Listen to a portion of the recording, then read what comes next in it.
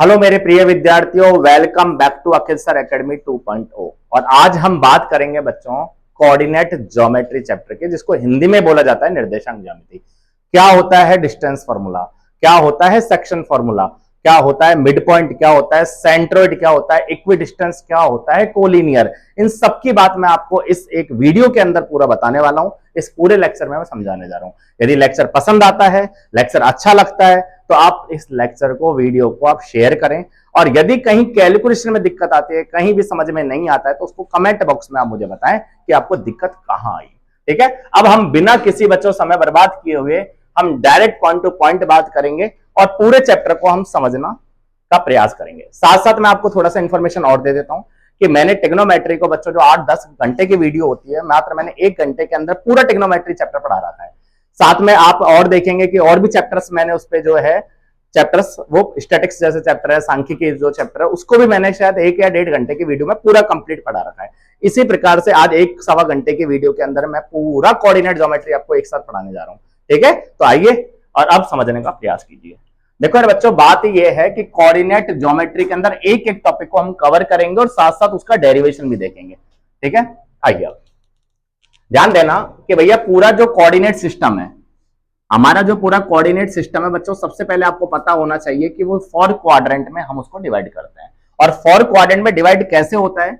2 access होते हैं, एक तो होता है एक्स एक्स और बच्चों दूसरा होता है वाई एक्सेस।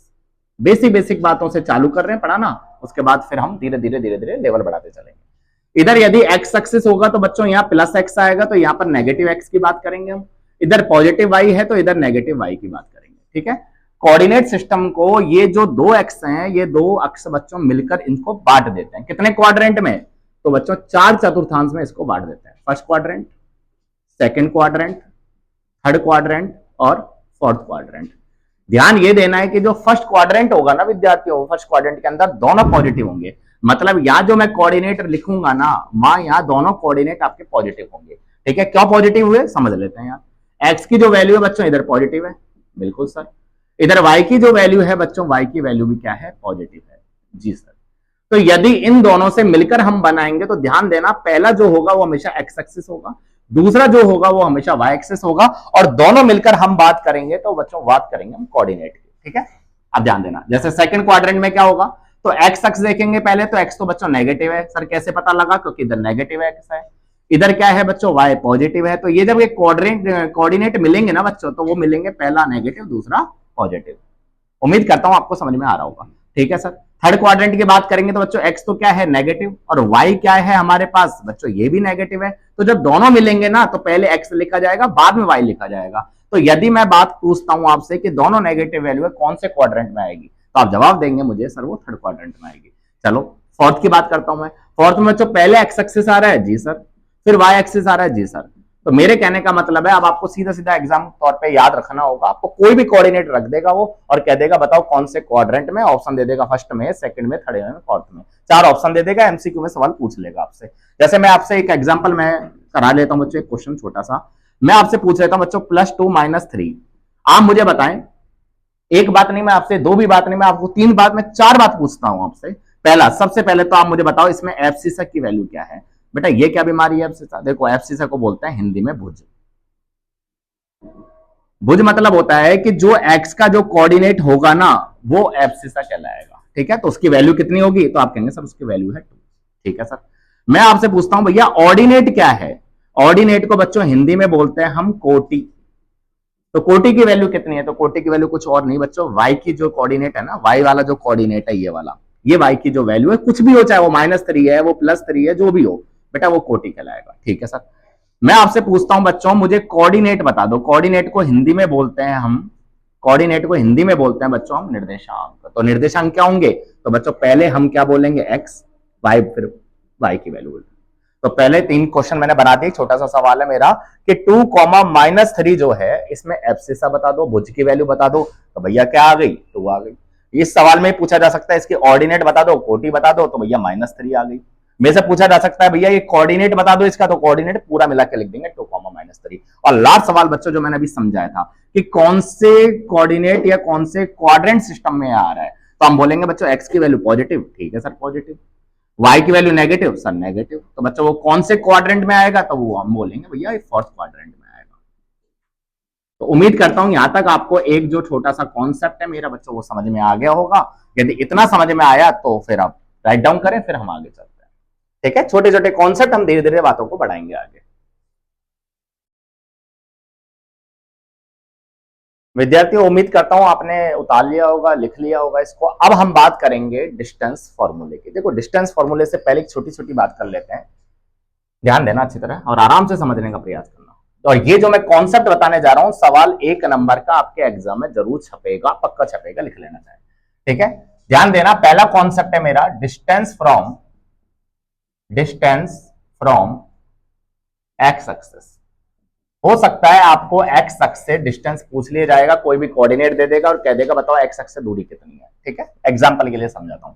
मैंने एग्जांपल के लिए बच्चों सपोज दैट मैंने यही एक क्वेश्चन उठा लिया 2,-3 और मेरा सवाल यह है कि बताओ distance from x axis, Hindi वाले ध्यान दें, एक्स अक्ष से, बायलैंग्वेज पढ़ा रहा हूं भैया, एक्स अक्ष से दूरी ज्ञात करें, एक्स अक्ष से दूरी ज्ञात करें। ठीक है, ये बताना है हमें। तो सबसे पहले हम इसके एग्जैक्ट लोकेशन ढूंढेंगे बच्चों।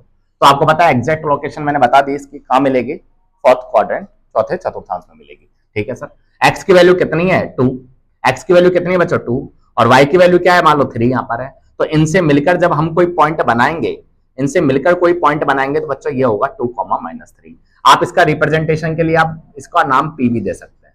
ठीक है, तो पी एक कोऑर्डिनेट है 2,-3। ठीक है सर, अब यहां मैंने क्या लिखा बच्चों ध्यान देना गौर से और इस चीज को समझने का प्रयास करना। मेरे पास ये वाला जो होता है बच्चों, जहां भी एक्स और वाई दोनों आपस में क्रॉस करती हैं, काट देती हैं एक दूसरे को, बेटा यहां जो बनता है ना इसका नाम है ओरिजन। ठीक है, इसका नाम है ओरिजन। स्पेलिंग में कहीं भी गलती हो तो उसके लिए पहले माफी है भैया। ओरिजन जो होता है इसको हिंदी में बोलते हैं हम केंद्र। क्या कोऑर्डिनेट होते हैं इसके, तो इसके कोऑर्डिनेट होते हैं बच्चों 0, 0। ये भी समझना है आपको। कई बार पूछ लेता है ओरिजन के अंदर आप एफ सीसा की वैल्यू बता दो, तो भैया एफ सीसा 0 है। पूछ लेता है आपसे ऑर्डिनेट बता दो तो ऑर्डिनेट 0, पूछ लेता है कोऑर्डिनेट बता दो तो आप कह देंगे 0, 0 है। ठीक है सर, तो मेरे कहने का मतलब ये है बच्चों, ये कितनी वैल्यू है, तो यहां से हम जो चले बच्चों वहां 2 यूनिट चले हम। मेरे कहने का मतलब है ये जो पॉइंट था ना, वो पॉइंट मेरा क्या आया बच्चों, एक्स पे वाई 0 होता है तो 2,0 आ गया। ठीक है, छोटी छोटी बातें जो क्लास 9 में पढ़ा दी जाती है। मेरा सवाल ये था कि बच्चों ये 3 यूनिट है, जी सर 3 यूनिट है, तो ये पॉइंट क्या आएगा, तो ये पॉइंट आ जाएगा बच्चों, मान लो सपोज दैट मैं आर ले लेता हूं, तो ये पॉइंट है मेरा 0,-3, क्योंकि सर वाई एक्सिस है ना, तो उस पर एक्स का मान 0 होगा। ठीक है सर, ये भी बात समझ में आ गई।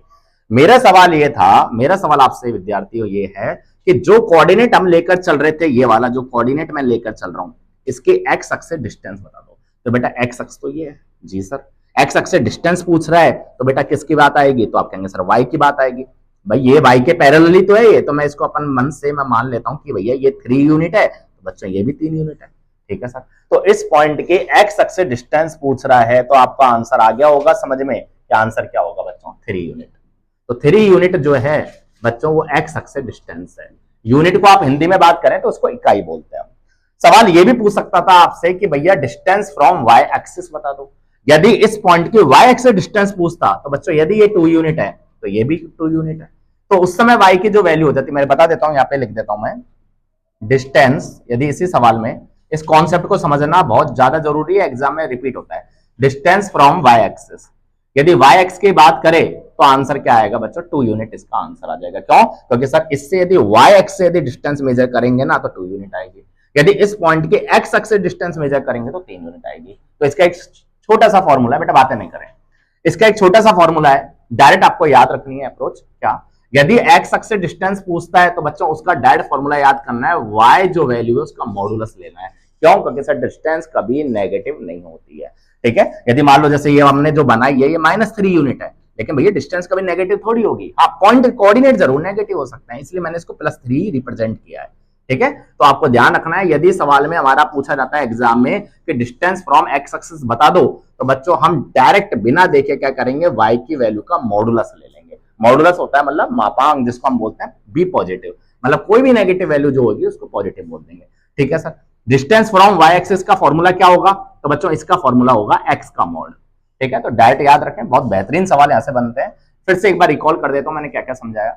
मैं बच्चों पढ़ा रहा हूं आपको कोऑर्डिनेट सिस्टम, पूरा एक लेक्चर में पढ़ाने का शॉर्ट नोट तैयार करके दे रहा हूं आपको। मैंने बताया कि पूरे कोऑर्डिनेट सिस्टम को इन्होंने कितने भागों में बांटा, 4 भागों में। जहां एक्स एक्सिस वाई एक्सिस जहां पे आपस में एक दूसरे को उसने काटा, उस पर हम क्या बोल देंगे, ओरिजिन बोल देंगे। ओरिजिन के कोऑर्डिनेट क्या होते हैं, अंडरस्टूड है, 0 0 होते हैं। फिर सवाल ये आएगा कि फर्स्ट क्वाड्रेंट में क्या होता है बच्चों, दोनों पॉजिटिव होता है। सेकंड क्वाड्रेंट में पहला नेगेटिव दूसरा पॉजिटिव होता है। थर्ड क्वाड्रेंट में दोनों वैल्यू नेगेटिव होती है। फोर्थ क्वाड्रेंट में पॉजिटिव नेगेटिव होता है। एक कोऑर्डिनेट देकर सवाल आपसे पूछा जा सकता है कि भैया इसमें एब्सिसा बता दो, तो हमेशा एक्स की जो वैल्यू होगी, कोई मोड नहीं लगेगा यहाँ, जो एक्स की वैल्यू है वो एब्सिसा है, जो यहाँ वाई की वैल्यू है उसको हम ऑर्डिनेट बोलेंगे, और जो दोनों मिलकर बात करेंगे उसको कोऑर्डिनेट बोलेंगे। ठीक है, हिंदी में वाले ध्यान दे, भुज इसको कोटि, इसको निर्देशांक बोलेंगे। ठीक है, और पूछ सकता है आपसे कौन से क्वाड्रेंट में है, ये सवाल बनते हैं छोटे छोटे एक एक नंबर में, क्योंकि उसको बच्चों को फेल वालों को पास भी करवाना है। कुछ बच्चे ऐसे हैं जो कोचिंग नहीं जा पाते, ठीक है, उनको भी सरकार ये चाहती है कि बच्चे पास हो जाए, तो उनके लिए बहुत लड्डू जैसे सवाल दे दिए जाते हैं, तो उसका आप फायदा उठाएं। ये है बच्चों फोर्थ क्वाड्रेंट। फोर्थ क्वाड्रेंट क्यों, क्योंकि एक्स की वैल्यू तो पॉजिटिव है, जी सर, वाई की वैल्यू नेगेटिव है, जी सर, दोनों से मिलकर जो बना बच्चों को फोर्थ क्वाड्रेंट आया। ठीक है सर। फिर मेरा कॉन्सेप्ट नंबर सेकंड था, धीरे धीरे छोटे छोटे कॉन्सेप्ट है, हाई लेवल की बात करेंगे। फिर मेरा सवाल ये है बच्चों, एक्स एक्सिस से दूरी पूछी जाती है, कोई भी कोऑर्डिनेट दे दिया जाता है, पूछा डिस्टेंस फ्रॉम एक्स एक्सिस बता दो, तो आपको सीधा जवाब देना है वाई का मॉडुलस। सवाल ये है डिस्टेंस फ्रॉम वाई एक्सिस होगा तो जवाब आएगा एक्स का मॉडुलस। ध्यान देना, मैं चाहता तो आपको डायरेक्ट भी फॉर्मूला रटवा सकता था, लेकिन मैंने थोड़ा बहुत प्रयास किया है। यदि आप इन बातों को समझ जाए तो बेहतरीन है मेरे लिए, नहीं समझ पाए तो बच्चों डायरेक्ट आप रिजल्ट याद रखें। एक सवाल की प्रैक्टिस हम कर लेते हैं। एक सवाल की प्रैक्टिस बच्चों मैं यहाँ करा देता हूँ आपको। मैंने यहाँ कोऑर्डिनेट दे दिया, पी का कोई पॉइंट दे दिया मैंने -5, -3। मेरा सवाल यह है कि एक्स अक्ष से डिस्टेंस बताएं। बेटा ऑनलाइन देख रहे हैं लेक्चर, ध्यान दें, आप कमेंट बॉक्स में मुझे बताएंगे कि एक्स अक्ष से डिस्टेंस क्या है, और मैच करेंगे कि मैंने जो बताया आंसर वो सही है ना। तो एक्स अक्ष का यदि डिस्टेंस पूछ रहा है तो हम वाई का मॉड लेंगे, तो वाई का मॉड जो होगा बच्चों वो कितना आंसर आएगा, 3 आएगा। यदि सवाल पूछता कि इस कोऑर्डिनेट की वाई एक्सिस से डिस्टेंस बताओ, किससे, वाई एक्सिस से डिस्टेंस बताओ, तो वाई एक्सिस के लिए बच्चों एक्स की वैल्यू को हम मॉड लेंगे तो हमारा आंसर आ जाएगा +5। मतलब उल्टा सिस्टम करना है, लेकिन मॉडुलस में करना है।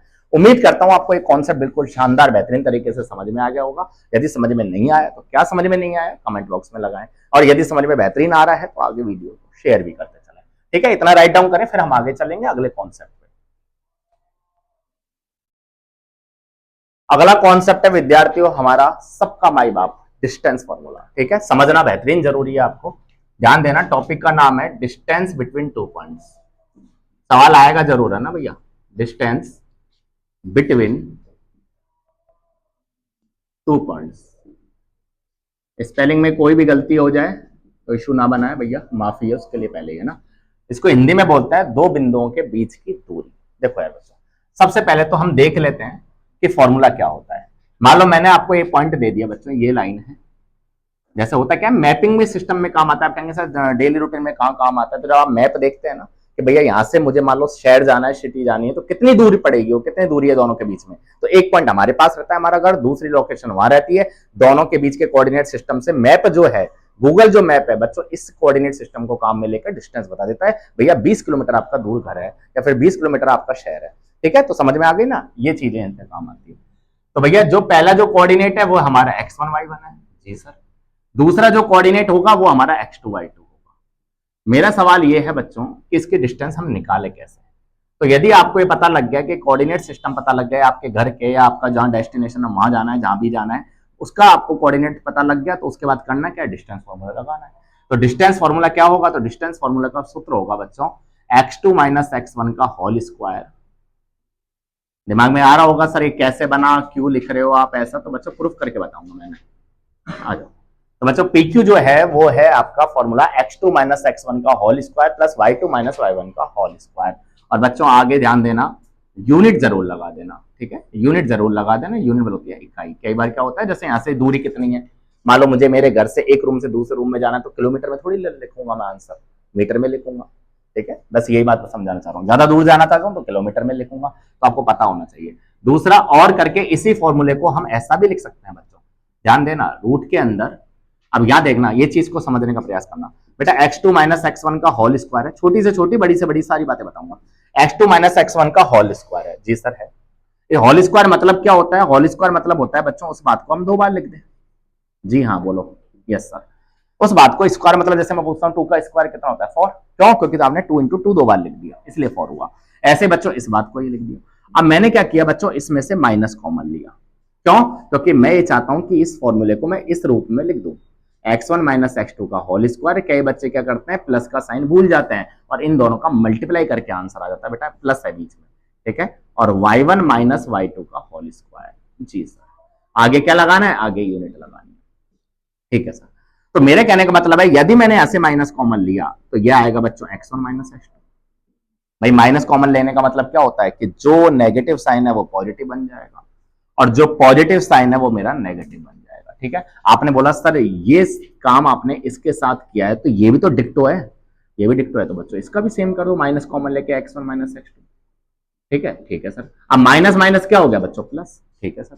माइनस माइनस क्या हो गया बच्चों, प्लस, और x1 माइनस x2 में x1 माइनस x2 और x1 माइनस x2 दो बार, यही तो रहा, ये दोनों तो हमने माइनस माइनस प्लस कर दिए। अब बच्चों इसको हम क्या लिखेंगे, x1 माइनस x2 और x1 माइनस x2 दो बार आ रहा है तो मैं इसको क्या लिख दूंगा, होल स्क्वायर। तो मेरे कहने का मतलब ये है, चाहे आप लिखो x2 माइनस x1 का होल स्क्वायर और चाहे आप लिखो बच्चों x1 माइनस x2 का होल स्क्वायर। मैंने थोड़ा सा प्रूफ करके बताया है कि किस तरीके से चीजें लिखी जाती हैं। क्यों टीचर डायरेक्ट बोल देते हैं कि हाँ भैया ऐसा लिख दो, ठीक है, बिल्कुल सही बात है। दूसरी बात हमेशा ध्यान रखना बच्चों, जो दो पॉइंट के बीच की जो दूरी होगी या फिर डिस्टेंस बिटवीन जब 2 पॉइंट्स होगा ना तो उसकी डिस्टेंस हमेशा पॉजिटिव निकलेगी। कई बार ऑप्शन सीधा सीधा दे दिया जाता है कि 2 पॉइंट दे दिए जाएंगे, ऑप्शन में मिल जाएगा +2, सारे ऑप्शन -3 -4 या -5। फिर भी बच्चा एमसीक्यू के अंदर पूरा डिटेल करता रहता है, फिर पता लगता है सर पेपर ही छूट गया। बेटा उसके अंदर डिटेल करनी ही नहीं थी, यदि ऑप्शन आपको पॉजिटिव है तो पॉजिटिव ही आपको क्लिक करना था वहां, बाकी तीनों ऑप्शन तो वैसे ही गलत हो गए। क्यों? क्योंकि डिस्टेंस है बेटा, डिस्टेंस जब जब वर्ड आएगा हमेशा ध्यान रखना बी पॉजिटिव काम करना है हमें, क्योंकि डिस्टेंस कभी नेगेटिव नहीं होती। फिर भी मैं समझाने का प्रयास करूं, देखो यदि मान लो नेगेटिव आ भी गया, स्क्वायर क्या करेगा, उसको पॉजिटिव कर देगा, कर दिया ना, देखो माइनस माइनस दो बार आया तो प्लस बना ही दिया ना उसने। तो मैं यही कहना चाह रहा हूं, यदि यहां नेगेटिव आएगा तो पॉजिटिव कर देगा स्क्वायर, ये नेगेटिव आएगा तो स्क्वायर कर देगा पॉजिटिव। चलो ये पॉजिटिव बीच में भी पॉजिटिव है, तो सोचो आप पॉजिटिव पॉजिटिव पॉजिटिव हर हाल में पॉजिटिव आया। उम्मीद करता हूं आपको ये बात समझ में आ गई होगी। तो बच्चों एक बार इतना कॉन्सेप्ट राइट डाउन करें और इसके बाद फिर मैं आपको बताने जा रहा हूं कि ये फॉर्मूला बना कैसे, ठीक है। उसके बाद फिर हम थोड़ा सा इसका भी जो बच्चों आगे कॉन्सेप्ट है सेक्शन फॉर्मूला उसकी बात करेंगे। इतना उतारो और आगे लिखें। एक बार कहीं भी दिक्कत आती है कोई भी कॉन्सेप्ट में तो बताते चले मुझे। अब हम बात करेंगे विद्यार्थियों कि जो फॉर्मूला सर आपने लिखा था, मैं लिख देता हूं एक बार फिर से, कि 2 पॉइंट मैंने जो PQ लिए थे उसका फॉर्मूला जो बना था मेरा, जो फॉर्मूला बना था बच्चों क्या बना था, मैं लिख देता हूं x2 माइनस x1 का whole square plus y2 minus y1 का होल स्क्वायर, ठीक है। आप इन चीज के अप्रोच अच्छे से लें, ठीक है। आप जल्दीबाजी में है तो बीच में माइनस लगाना भूल जाते हैं या कभी प्लस लगाना भूल जाते हैं, कभी स्क्वायर लगाना भूल जाते हैं, तो मैथ्स से बचिए। यदि माइनस करोगे तो कुछ और आंसर आएगा, प्लस है तो स्क्वायर है तो सब में आंसर अलग लगाएंगे। चलो सवाल ये था बच्चों कि सर इसका डेरिवेशन बता दो आप, ये फॉर्मूला बना कैसे। बेटा मजे की बात पता है क्या है, पूरा चैप्टर कम से कम नहीं ना 7 से 8 घंटे का चैप्टर है, और मजे की बात है यदि 1 घंटे में मिल जाए तो मैं सब चीजें जिसमें प्रूफ भी चल रहा है, जिसमें एग्जाम्पल भी चल रहे हैं, जिसमें एनसीईआरटी के 2-4 क्वेश्चन भी चल रहे हैं, तो इससे अच्छी बात क्या है, ठीक है। बस वही मेरा उद्देश्य है। प्रूफ क्या करना है बच्चों, ध्यान देना भैया। प्रूफ ये है कि मैंने एक कोऑर्डिनेट सिस्टम लिया और उस कोऑर्डिनेट सिस्टम में मैंने 2 पॉइंट्स ले लिए, ध्यान देना बेटा, 2 पॉइंट्स ले लिए मैंने, यहां ले लिए, एक तो ये पॉइंट ले लिया और एक ही पॉइंट ले लिया, क्योंकि टॉपिक का नाम क्या है, टॉपिक का नाम है हमारा डिस्टेंस बिटवीन 2 पॉइंट, ठीक है। इस पॉइंट का नाम मैंने P ले लिया जिसका कोऑर्डिनेट है बच्चों x1 y1, ढंग से समझना, ठीक है सर। और Q जो मैंने पॉइंट ले लिया उसका कोऑर्डिनेट है बच्चों x2 y2। मेरा सवाल यह है कि इन दोनों के बीच की डिस्टेंस बता दो आप, ये मेरा कॉन्सेप्ट है छोटा सा। इधर हमारा x एक्सिस है और इधर हमारा y एक्सिस है, ये मैं आपको पहले ही बता चुका हूं, ठीक है सर। मैं आपको प्रूफ करके बता रहा हूं कि फॉर्मूला मैंने बनाया कैसे। थोड़ी देर पहले मैंने बोला था रटना है, लेकिन अब मैं बोल रहा हूं समझना है, ठीक है, बना कैसे। आ जाओ। इस फॉर्मूले की यदि मैं डिजाइन करूं ना बच्चों, तो ध्यान देना ये कोऑर्डिनेट में यहां से लेके जो डिस्टेंस है ये है y1। कोई पॉइंट जब आप देखते हैं तो ऐसे ही तो बनता है, ये तो y1 है और ये वाला जो पॉइंट है बच्चों ये x1 है।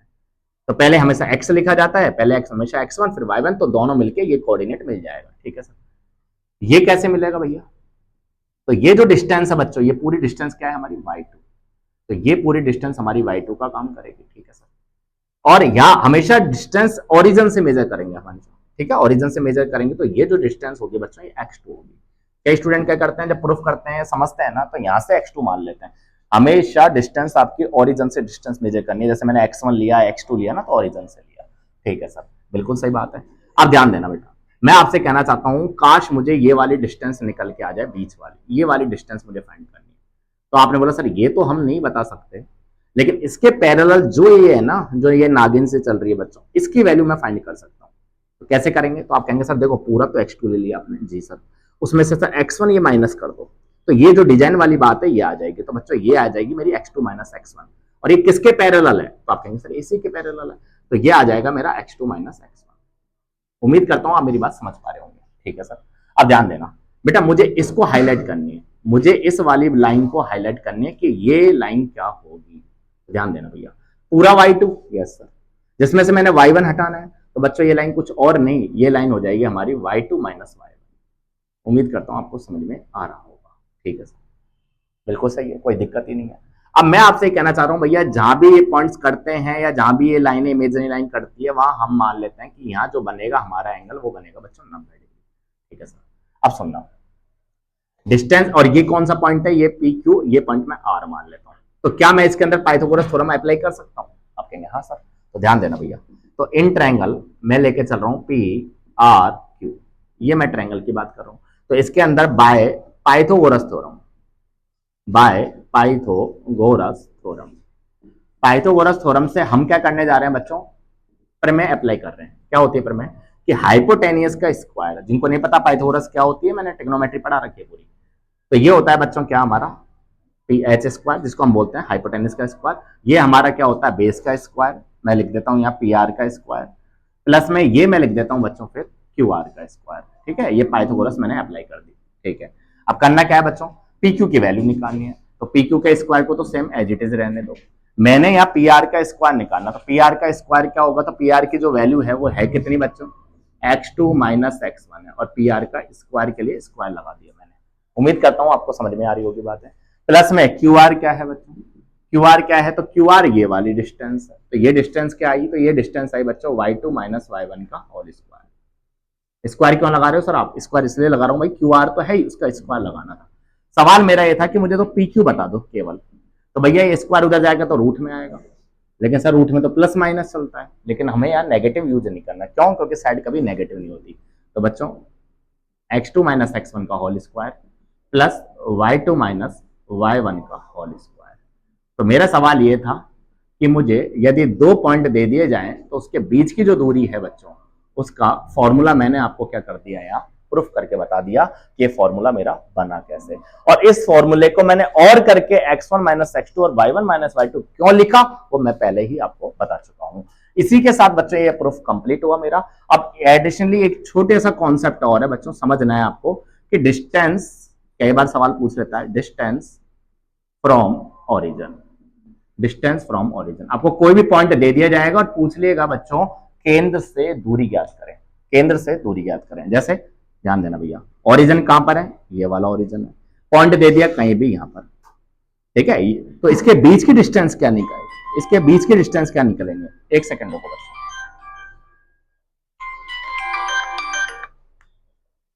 तो इसके बीच की डिस्टेंस क्या होगी? ध्यान देना भैया, ओरिजिन है तो फिक्स है, 0 0 आएगा। ठीक है सर, ये क्या पॉइंट है? ये बच्चों मान लो मैं मान के चल रहा हूं x1 y1 है, या फिर आप x1 y1 मत मानो। क्यों मत मानो सर? इसलिए मत मानो आप क्योंकि सर x1 y1 जब मानो जब दूसरा x2 y2 भी हो। x2 y2 है ही नहीं यार, ये तो फिक्स है 0 0, और वो हमारे पास x y मानेंगे हम। ठीक है, मेरा सवाल ये है कि डिस्टेंस बता दो यार दोनों के, ये p पॉइंट है, ये o पॉइंट है, तो इसके बीच की डिस्टेंस बता दो। तो डिस्टेंस निकालने का बच्चों फॉर्मूला आपको पता ही है, क्या होगा? x1 माइनस x2 या x2 माइनस x1 कैसे भी ले लो, तो x में से जो 0 माइनस करेंगे तो x आएगा, और उसका स्क्वायर करेंगे तो आएगा x स्क्वायर। ऐसे बच्चों y माइनस 0 करेंगे तो y स्क्वायर आएगा। ठीक है, एक बार आप देखो, चलो। तो डिस्टेंस फ्रॉम ओरिजिन की मैंने बात करी है आपको। ये छोटा सा कॉन्सेप्ट भी बेहतरीन तरीके से एग्जाम में पूछा जाता है बच्चों, पूछा जाता है कि डिस्टेंस फ्रॉम ओरिजिन मतलब केंद्र से दूरी ज्ञात करें, तो उसका ये छोटा सा फॉर्मूला रट लेना आप। आपको जो पॉइंट दिया है उसका आप x का स्क्वायर कर देना, जो पॉइंट आपको y का दिया है उसका y का स्क्वायर कर देना, और दोनों को जोड़कर, स्क्वायर करने के बाद जोड़कर उसका रूट ले लेना, आंसर आ जाएगा। ठीक है, उम्मीद करता हूं ये वाला कॉन्सेप्ट मेरा क्लियर है। अब हम बात करेंगे बच्चों सेक्शन फॉर्मूला की। अब हम बात करेंगे विद्यार्थियों सेक्शन फॉर्मूला की। ठीक है, सेक्शन फॉर्मूला क्या होता है? सेक्शन फॉर्मूला में कितने टाइप्स होते हैं? एक होता है इंटरनली और एक होता है एक्सटर्नली। फॉर्मूला क्या होता है, कैसे बनता है, उसको समझें आप। देखो यार, सेक्शन फॉर्मूला की बात करेंगे, हिंदी में क्या बोलते हैं बच्चों? हिंदी में बोलते हैं सेक्शन को विभाजन सूत्र। ठीक है, विभाजन सूत्र। सेक्शन फॉर्मूला को बोलते हैं बच्चों विभाजन सूत्र। ठीक है सर। सेक्शन फॉर्मूला कितने टाइप्स के होते हैं बेटा? दो टाइप्स के होते हैं।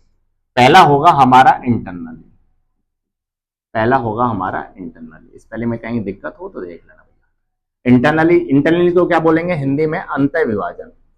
जो विभाजन होगा ना बच्चों, वो अंतः विभाजन होगा। ठीक है, कहाँ काम आता है, कैसे डेली रूटीन में कैसे काम आता है? देखो मैं बता देता हूँ आपको। जैसे एक अपना घर है और एक कहीं कंपनी है, ठीक है, जहां बड़ा प्रोजेक्ट लगाना है। अब होगा क्या कि दोनों को बीच में कहीं भी सिग्नल देने के लिए कहीं भी टावर लगाना होगा। वो टावर किस रेशो में लगाना है? इधर तो अपना घर और इधर वो कंपनी, दोनों के बीच के अंदर कहीं टावर लगाना, तो उसके लिए फिर ये सेक्शन फॉर्मूला इंटरनली लगाना है, बाहर की तरफ लगाना है, ये काम आता है। ठीक है, बाकी आपका मतलब नहीं है, आपको क्लास 10 के बच्चे, आपको तो ये पता है यदि हमारा सवाल सही हो गया तो कंपनी बन गई हमारी बस। एक्सटर्नली को बोलते हैं हिंदी में बाह्य विभाजन, बाह्य विभाजन। ठीक है, अब ध्यान देना बच्चों, बहुत ही बड़ा कॉन्सेप्ट है, ढंग से समझना। सबसे पहले तो मैं डायरेक्ट दोनों केस की बात कर लेता हूं। जैसे मैंने डिस्टेंस फॉर्मूले की बात करी, ऐसे ही दो केस बना देता हूं और दोनों केस में बच्चों पहले फॉर्मूले समझ लेते हैं, फिर मैं आपको समझाऊंगा, मैं आपको फिर समझाऊंगा बच्चों ये फॉर्मूले बने कैसे हैं। ठीक है, चलो आइए। होगा क्या, कैसे यूज करेंगे बच्चों? दो पॉइंट लेके चल रहे हैं। एक पॉइंट मैंने पी माना जिसका नाम है x1 y1, और दूसरा पॉइंट मैंने माना बच्चों क्यू जिसका नाम है x2 y2। आराम से समझे।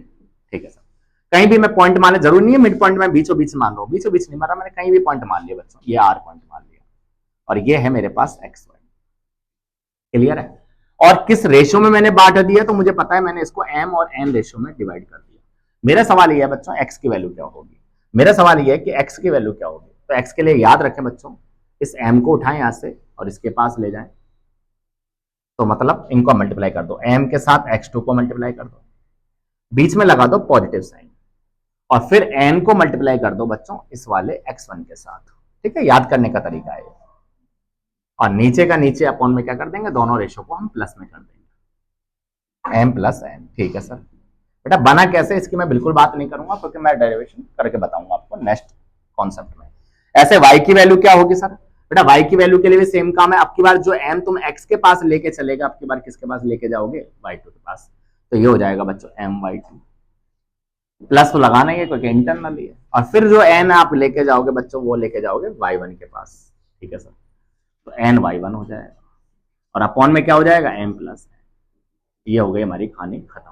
यदि आपको दो कोऑर्डिनेट दे दिए जाते हैं, p और q दे दिए जाते हैं, और पूछ लिया जाता है कि इस r का कोऑर्डिनेट क्या होगा, तो उसके लिए आप बच्चों x और y का ये फॉर्मूला डायरेक्ट याद रखें।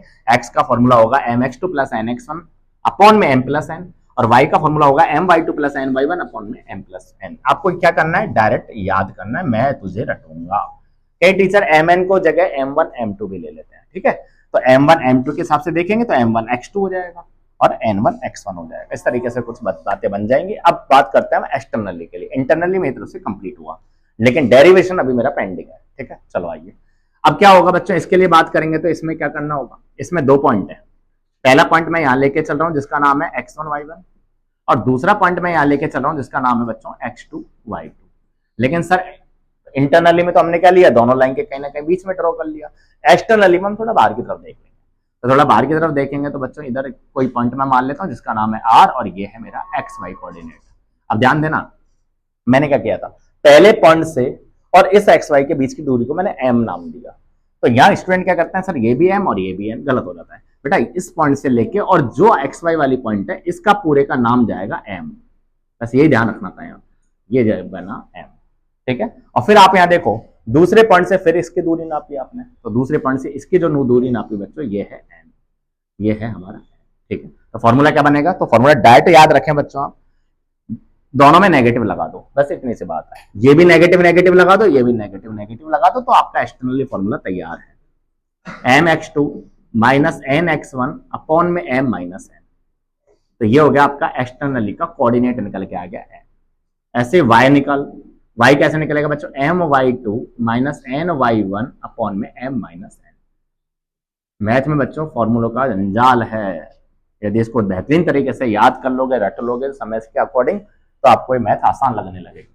सेक्शन फॉर्मूला फिर बता देता हूं मैंने क्या लिखा है। मैंने थोड़ा सा इस स्लाइड पे आपको सिर्फ फॉर्मूले बताए हैं, जो आपको याद करके निकल लेना है वो ये फॉर्मूले हैं। MTR, इसके अंदर आपको कुछ नहीं करना, केवल नेगेटिव साइन यूज करना है, इसके अंदर आपको पॉजिटिव साइन यूज करना है, लेकिन थोड़ा सा याद करने की ट्रिक बताइए। एम इसके पास जाएगा, एन इसके पास जाएगा, ठीक है सर। अब हम देखेंगे इसका डेरिवेशन। सर ये फॉर्मूला बना कैसे, जैसे डिस्टेंस फॉर्मूला बताया था ना ऐसे। उसके बाद फिर हम देखेंगे मिड पॉइंट, फिर उसके बाद देखेंगे हम कोलिनियर, फिर उसके बाद देखेंगे एरिया ऑफ ट्रायंगल, उसके बाद देखेंगे हम इक्वी डिस्टेंस। बहुत सारे कॉन्सेप्ट अभी मेरा पेंडिंग है, लेकिन एक बार समझते चलो आप, फिर हम आगे चलेंगे। देखो विद्यार्थियों, अब हम बता रहे हैं, अब मैं आपको बताने जा रहा हूं आगे सेक्शन फॉर्मूला जो है, वो सेक्शन फॉर्मूले का डेरिवेशन बना कैसे फॉर्मूला, ठीक है। आ जाओ, ध्यान देना भैया। 2 पॉइंट मैं लेकर चल रहा हूं, ये मैंने एक लाइन ले ली, ठीक है। ये पॉइंट पे इसका मैंने नाम दे दिया बच्चों x1 y1, ठीक है सर। ये कोई पॉइंट ले लिया मैंने जिसका नाम दे दिया बेटा x2 y2, ठीक है। और यहां मैंने कोई कहीं भी कोई पॉइंट ले लिया, r ले लिया जिसका नाम है xy। मेरा सवाल आपसे ये है कि मुझे इसका डेरिवेशन समझना है कि सर ये बना कैसे फॉर्मूला। रटना जो था वो तो मैंने रटा दिया आपको, अब समझ लेते हैं। देखो बच्चों, यदि मैं डिस्टेंस को मेजर करूंगा इसको, तो ये डिस्टेंस कितनी होगी बताओ। आप कहेंगे सर ये y1 डिस्टेंस, अभी समझाया था मैंने डिस्टेंस फॉर्मूला में। यदि मैं इसको मेजर करने बैठूंगा तो ये डिस्टेंस क्या होगी, तो आप कहेंगे सर ये y डिस्टेंस है, ठीक है सर। ये भी मान लेता हूं मैं आपकी बात। मैं पूछूं आपसे ये डिस्टेंस कितनी होगी, बेटा ये x एक्सिस से चलता जा रहा है, और ये डिस्टेंस कितनी होगी, तो आप कहेंगे सर ये पूरी y2 है, जब तो ये पॉइंट बना है। जी बिल्कुल सही बात है आपकी, ठीक है। मैं आपसे पूछूं बच्चों, मैं आपसे पूछ बैठूं, देखो यार ध्यान देना अच्छी तरह, मैंने ये वाली लाइन कितनी होगी बताओ, ये वाली लाइन कितनी होगी, तो समझ के बताना है। तो आप कहेंगे देखो सर बात ऐसी है, यदि आप ढंग से देखेंगे तो यहां से ओरिजिन से हमेशा मेजर करते हैं, तो ओरिजिन से मेजर करेंगे तो ये तो होगा x1, ठीक है सर। और इसके लिए ये होगा सर पूरा x, जी बिल्कुल सर। तो ये वाला क्या होगा, तो बेटा पूरे x में से, पूरे x में से इतना x1 वाला माइनस हो जाएगा, तो ये डिस्टेंस मेरी निकलेगी बच्चों x माइनस x1। समझदार बच्चे ध्यान दें, क्या होगी बच्चा x1 माइनस x1। किसी को दिखाई कम दे रहा है तो कोई बात ना बेटा, मैं बोल भी तो रहा हूं, ठीक है, तो सुनते चले आप, ठीक है सर, कोई दिक्कत नहीं है। अब मैं आपसे पूछ बैठू बच्चों, ये वाली डिस्टेंस मेरी क्या होगी, ये वाली डिस्टेंस मेरी क्या होगी। यदि मैं पूछ लूं कि ये डिस्टेंस मेरी क्या होगी, तो आप कहेंगे देखो सर बात, यदि हम यहां से काउंट करेंगे तो ये पूरा क्या होगा बच्चों x2 होगा, ठीक है सर। बेटा ये पूरे x2 में से मैंने x माइनस कर दिया, तो ये वाली लाइन आ जाएगी, तो आप कहेंगे सर ये हो जाएगा x2 माइनस x, ये हो जाएगा बच्चों x2 माइनस x। बिल्कुल सही है, बिल्कुल सही है, कोई दिक्कत ही नहीं है। अब आप मुझे एक बात बता दो यार, ये वर्टिकल लाइन कितनी होगी, सोच समझ के बताएं, ये वर्टिकल लाइन क्या होगी। तो देखो आप, पूरा y2 है, यस सर। उसमें से क्या हो रहा है, ये y माइनस हो रहा है, यही इतनी पूरी y2 लाइन है, और इसमें से यदि इतना माइनस हो गया y, तो क्या बचा मेरे पास, तो आप कहेंगे सर y2 माइनस y बचा। तो बेटा इस लाइन को ध्यान देना, मैं y2, बेटा y2 थोड़ा दूर लिख देता हूं मैं, ये y2 है, और ये वाली लाइन हो जाएगी y2 minus y2 minus y। बिल्कुल सही है, तो पूरी y2 बड़ी थी, उसमें से y माइनस हो गया, ठीक है सर। मैं पूछूं बच्चों ये डिस्टेंस कितनी होगी मेरी, ये वाली, ये डिस्टेंस कितनी होगी, तो आप कहेंगे देखो सर पूरा y है, बिल्कुल y है, उसमें से सर y1 हटा दूं, बिल्कुल हटा दूं, तो ये क्या बनेगा, ये वाली डिस्टेंस बच्चों कुछ और नहीं, मैं लिख देता हूं एरो लगा के, ये होगी मेरे पास y माइनस y1, ठीक है। देखते चलना, आप वापस समझा देता हूं क्या क्या बना, मैं थोड़ा डायग्राम को अलग से हाईलाइट कर देता हूं। ध्यान देना भैया, एक ये बनी लाइन, एक ये लाइन बनी, ठीक है सर। ये लाइन क्या बनी, तो ये लाइन बनी बच्चों x माइनस x1, ठीक है। ये वाली लाइन क्या बनी, तो ये लाइन बनी बच्चों x2 माइनस x, ठीक है सर, ठीक है सर। तो इन दोनों को जोड़ने के लिए जो परपेंडिकुलर लाइन है बच्चों, ये वाली लाइन की डिस्टेंस कितनी आ गई, तो मैंने बताया बच्चों ये है मेरे पास y माइनस y1, ये है मेरे पास y माइनस y1। डायग्राम में नहीं दिखाई दे रहा तो यहाँ देखो आप, ठीक है सर। इतने ये लाइन है, ये लाइन क्या बनी बच्चों, ये लाइन बनी मेरे पास y2 माइनस y, ये y2 माइनस y बनी। अब होगा क्या, ध्यान देना बेटा, होगा ये कि इसको जोड़ती हुई एक लाइन हमने जा रही है, देख लो आप, ये लाइन यहां से जा रही है P से लेके Q तक, ठीक है। ये कौन सा पॉइंट था सर, ये P पॉइंट है। ये कौन सा पॉइंट है सर, R पॉइंट है। ये कौन सा पॉइंट है बच्चों, Q पॉइंट है, ठीक है। ये क्या है सर, M, और ये क्या है सर, N, ठीक है। अब ध्यान देना बच्चों, एक बहुत गहरी बात समझना है ऐसे। ट्रायंगल आपने एक चैप्टर पढ़ा होगा त्रिभुज का, उस त्रिभुज के चैप्टर में हम पढ़ते हैं सिमिलरिटी कॉन्सेप्ट। सिमिलरिटी को हिंदी में बोलते हैं समरूपता। समरूपता क्या कहती है, समरूपता कहती है जैसे कॉन्ग्रेंट आपने पढ़ा होगा सर्वांग सम के अंदर, यदि दो ट्रायंगल को मैं सर्वांग सम कर देता हूं, जैसे एसएसएस नियम है, एसएएस नियम है, उनसे यदि मैं कॉन्ग्रेंट कर देता हूं तो सीपीसीटी रूल से हर वाली जो भी, जैसे ये वाली साइड है ये इसके पैरेलल बराबर हो जाएगी।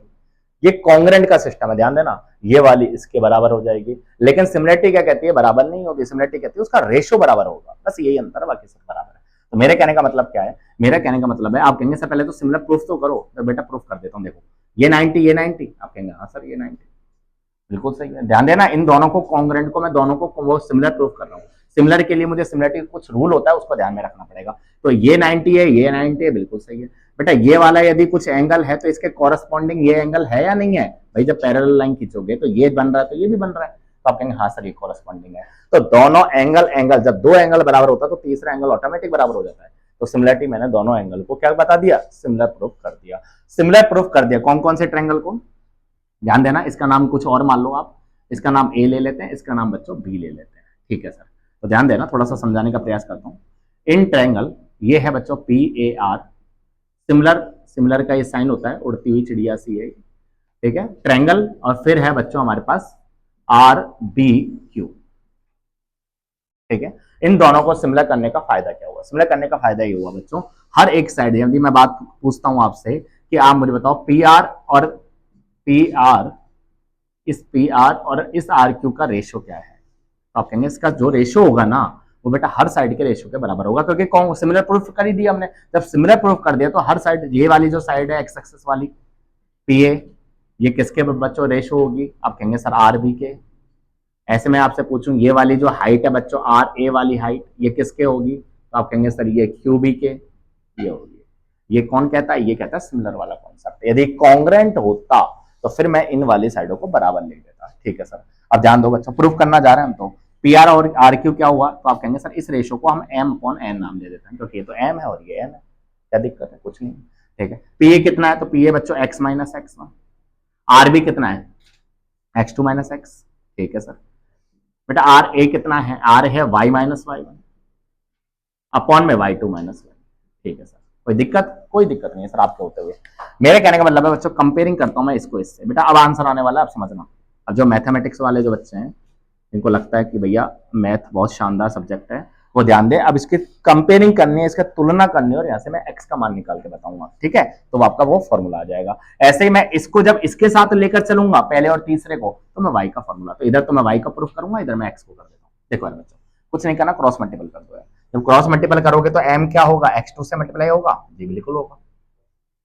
माइनस में एम इंटू एक्स होगा, बिल्कुल होगा, यस सर। बेटा इधर एन के साथ एक्स होगा, बिल्कुल होगा सर। क्या एन के साथ एक्स वन होगा, बिल्कुल होगा सर। बहुत बढ़िया है। अब इनको एक तरह भेज दो, जी बिल्कुल भेजो।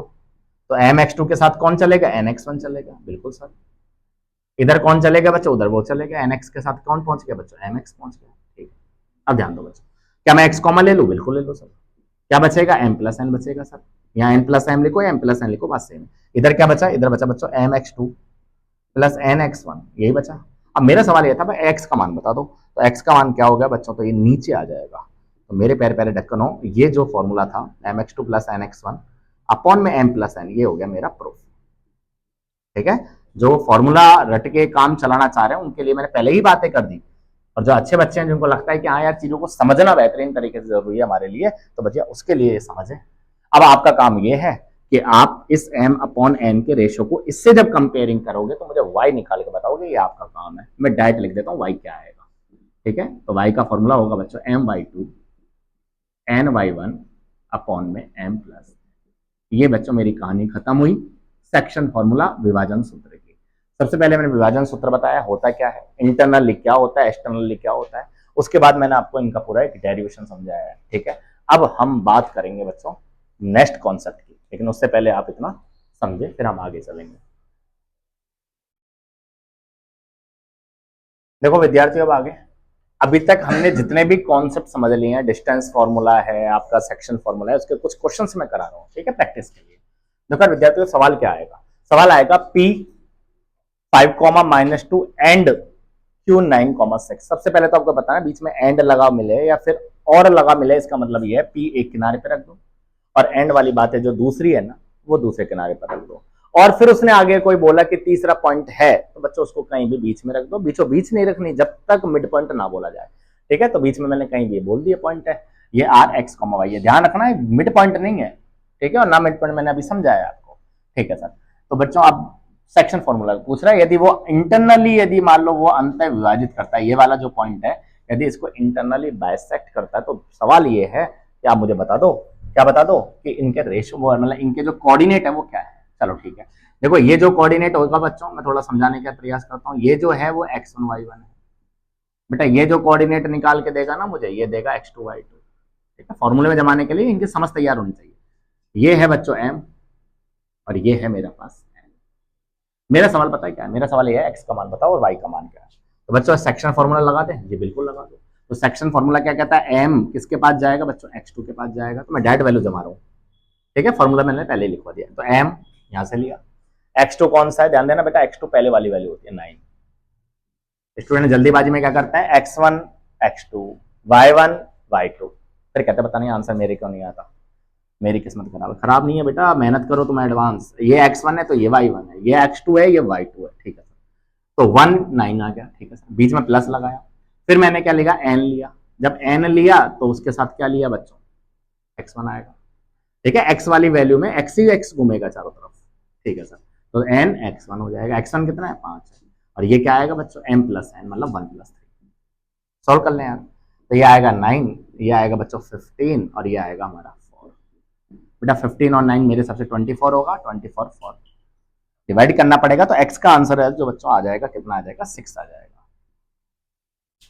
कई स्टूडेंट 4 से 4 को उड़ा देते हैं, 2 आंसर आ जाएगा, ऐसा बिल्कुल भी नहीं होता, ठीक है। चलो y की बात करेंगे, तो y की बात करेंगे तो अब की बार क्या होगा, m किसके पास जाएगा, y2 के पास जाएगा, तो 1 इंटू क्या होगा 6 होगा, बहुत बढ़िया, प्लस में n क्या है, n3 है, और ये कहा जाएगा बच्चों y1 के पास जाएगा, y1 कितना है -2 है, नीचे क्या आएगा अपॉन में m प्लस n आएगा, 1 प्लस 3 आएगा, बहुत सुंदर बच्चों। तो y बराबर कितना आएगा 6 माइनस 6, हानि खत्म हो गई बच्चों, तो 6 माइनस 6 जीरो हुआ, जीरो में डिवाइड करेंगे तो जीरो आएगा।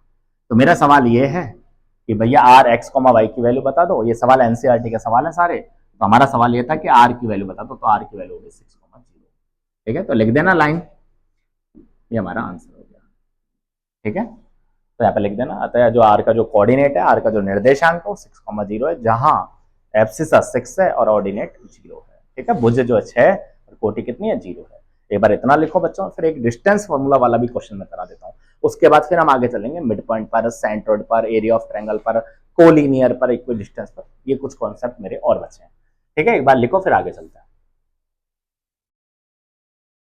देखो विद्यार्थियों, अगला जो क्वेश्चन है, सवाल क्या है, ऐसे सवाल बहुत आते हैं एग्जाम में बच्चों, ये उदाहरण लेकर चल रहा हूँ मैं। एक कोऑर्डिनेट दिया है, जो दिया है k+1,9 और बी दिया है बच्चों 4,-6, पता है दोनों के बीच की डिस्टेंस उसने खुद ने बोल दी 17 है।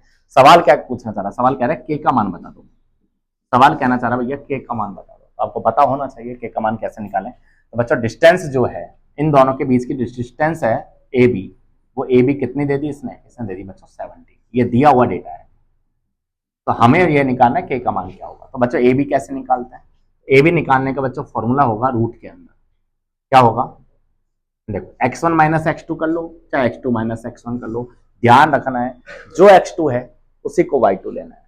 आपने यदि इसको x1 माना है तो इसको y1 मानना है, ये नहीं कि ये x1 है तो ये y2 हो जाएगा, ऐसा नहीं होगा। आप किसी को भी मानो, जरूरी नहीं है x2, आप x2 है y2 लो, आप x1 है y1 लो। चलो, तो मेरे कहने का मतलब है, मैं यहां से चालू करता हूँ चीजों को। तो बच्चों मैंने क्या लिया, x1 माइनस x2 और इसका क्या निकाल के दिया, square, plus y1 minus y2, ठीक है, उसका क्या निकाल के दिया मैंने, स्क्वायर, इक्वल में क्या है 17। मेरा सवाल ये है कि के का आंसर बताना है मुझे, ठीक है सर। देखो यार बच्चों, थोड़ा और सॉल्व करते हैं इसको। ये कितना आया, तो के +1 -4 करेंगे तो -3 होगा, इसका स्क्वायर होगा, और 9 + 6 करेंगे तो 9 6 15 होगा बच्चों, 15 का स्क्वायर होगा, इक्वल टू क्या है 17। अब हम इस रूट को हटाने के लिए क्या कर लेते बच्चों, बहुत सारी स्क्वायरिंग कर लेते हैं। जब स्क्वायरिंग करेंगे तो होगा क्या, इधर से तो रूट हट जाएगा हमारा बेटा, इधर से तो रूट हटेगा और किधर लग जाएगा, इधर की तरफ लग जाएगा। क्या किया मैंने, यहाँ मैंने बच्चों बहुत साइड स्क्वायरिंग करी है, बहुत साइड स्क्वायरिंग करी है मैंने, जब आप दोनों तरफ स्क्वायरिंग करेंगे ना, और ये एनसीईआरटी के जो सवाल है उनकी प्रैक्टिस आप करते चलना, मैं यहाँ पे सारे सवाल तो बिल्कुल नहीं करा सकता, मैं यहाँ आपके सारे कॉन्सेप्ट जरूर क्लियर कर सकता हूँ, ठीक है, जो भी बुक में दे रखे हैं, तो प्रैक्टिस आपको खुद को करनी है। ए माइनस बी का होल स्क्वायर क्या होगा बच्चों, ए स्क्वायर माइनस 2ab प्लस में बी स्क्वायर। 15 का स्क्वायर याद होना चाहिए भैया 225 होता है, 17 का शायद मेरे हिसाब से 289 होता है, चेक कर लेना, वो भी मेरा सवाल ये है बच्चों, के का मान बता दो, तो होगा क्या बच्चों, सबको एक तरफ भेजेंगे, तो के स्क्वायर माइनस 6k, अब ध्यान देना बेटा, 225 प्लस 9 करेंगे तो ये लगभग हो जाएगा बच्चों 234, कितना होगा 234, और इधर से इसको और ले आएंगे हम, ये 289 को हम इधर ले आएंगे बराबर में 0, ठीक है सर। और कोऑर्डिनेट है बेटा, क्वाड्रेटिक इक्वेशन ध्यान रखना, जो दो वैल्यू जाएंगे ना वो दोनों पॉसिबल हैं, क्योंकि डिस्टेंस नहीं निकाल रहे, कोऑर्डिनेट निकाल रहे हैं, कोऑर्डिनेट पॉजिटिव नेगेटिव कैसे भी हो सकता है, अभी समझाया था मैंने क्वाड्रेंट सिस्टम में, ठीक है। तो के स्क्वायर माइनस 6k, चलो मुझे बताओ ये क्या होगा, देखो ये तो पता है मुझे नेगेटिव आंसर आएगा, क्यों, क्योंकि सर बड़ा वाली वैल्यू नेगेटिव है, छोटी वाली पॉजिटिव है, तो प्लस माइनस माइनस तो करेंगे लेकिन बड़ी वाली वैल्यू का साइन आएगा, इसलिए वैल्यू जो है वो नेगेटिव में जाएगी, ठीक है। सॉल्व करते हैं, 9 में से 4 गए तो कितना बचेगा बच्चों, 5 बचेगा, ठीक है सर। 8 में से 3 गए तो बच्चों 5 बचेगा, ठीक है सर, ये बचेगा मेरे हिसाब से, ठीक है, तो बराबर में 0। चलो अब इसके फैक्टराइजेशन करो, फैक्टराइजेशन क्या है बच्चों, ऐसा कुछ करो 55 आ जाए और 6 आ जाए, तो 11 ले लेते हैं अपन, 11 5 ले लेते हैं, बिल्कुल ले लेते हैं सर।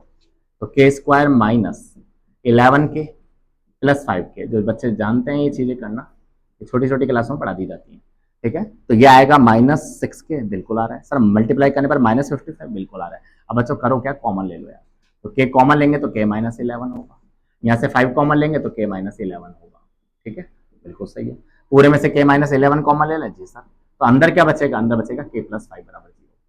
अब मेरे कहने का मतलब क्या है बच्चों, यदि दो वैल्यू का प्रोडक्ट यदि 0 आ रहा है तो या तो ये 0 है या वो 0 है, तो दोनों को 0 के बराबर रखते हैं, या तो ये 0 है और या फिर बच्चों ये 0 है। यदि ये 0 है तो इसको के का मान निकालो, यदि ये 0 है तो बच्चों यहां से के का मान निकालो, और यदि ये 0 है तो यहां से के का मान निकालो।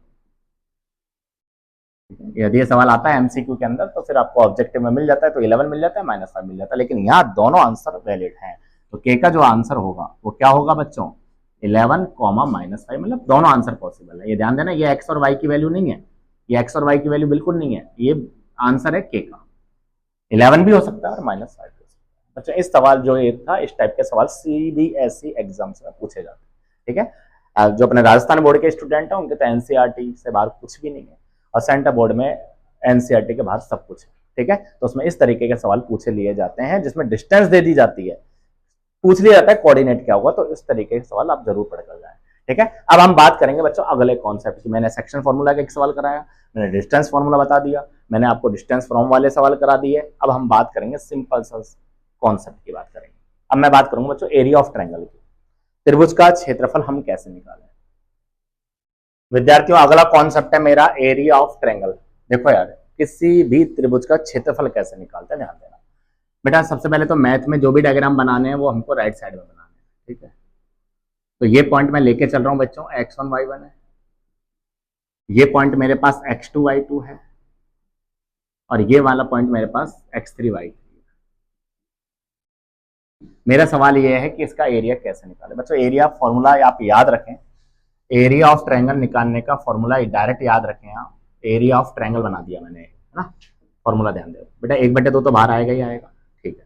अंदर होगा, ध्यान देना, अंदर क्या होगा, x1 लेंगे तो y2 माइनस y3 होगा, ये फॉर्मूला जो मैं लिखने जा रहा हूँ, ये x2 लूंगा मैं तो y3 माइनस y1 होगा, और यदि मैं x3 लेकर चलूंगा तो ये होगा बच्चों y1 माइनस y2, ठीक है सर। ध्यान देना, ये जो आंसर जो भी आएगा ना कैलकुलेशन करने के बाद, ये मॉडुलस में है, मॉडुलस मतलब जो भी आंसर नेगेटिव आएगा वो मॉड होकर क्या हो जाएगा, पॉजिटिव हो जाएगा। ध्यान देना, और लास्ट में यूनिट जरूर लिख के आनी है, स्क्वायर यूनिट है, हिंदी वाले बच्चे ध्यान दें, इसको बोलते हैं वर्ग इकाई, ठीक है, ठीक है सर। सर याद करने की कोई ट्रिक है आपके पास, बिल्कुल है भैया, ध्यान दो, 1 2 3 है, 1 2 3 लिखो।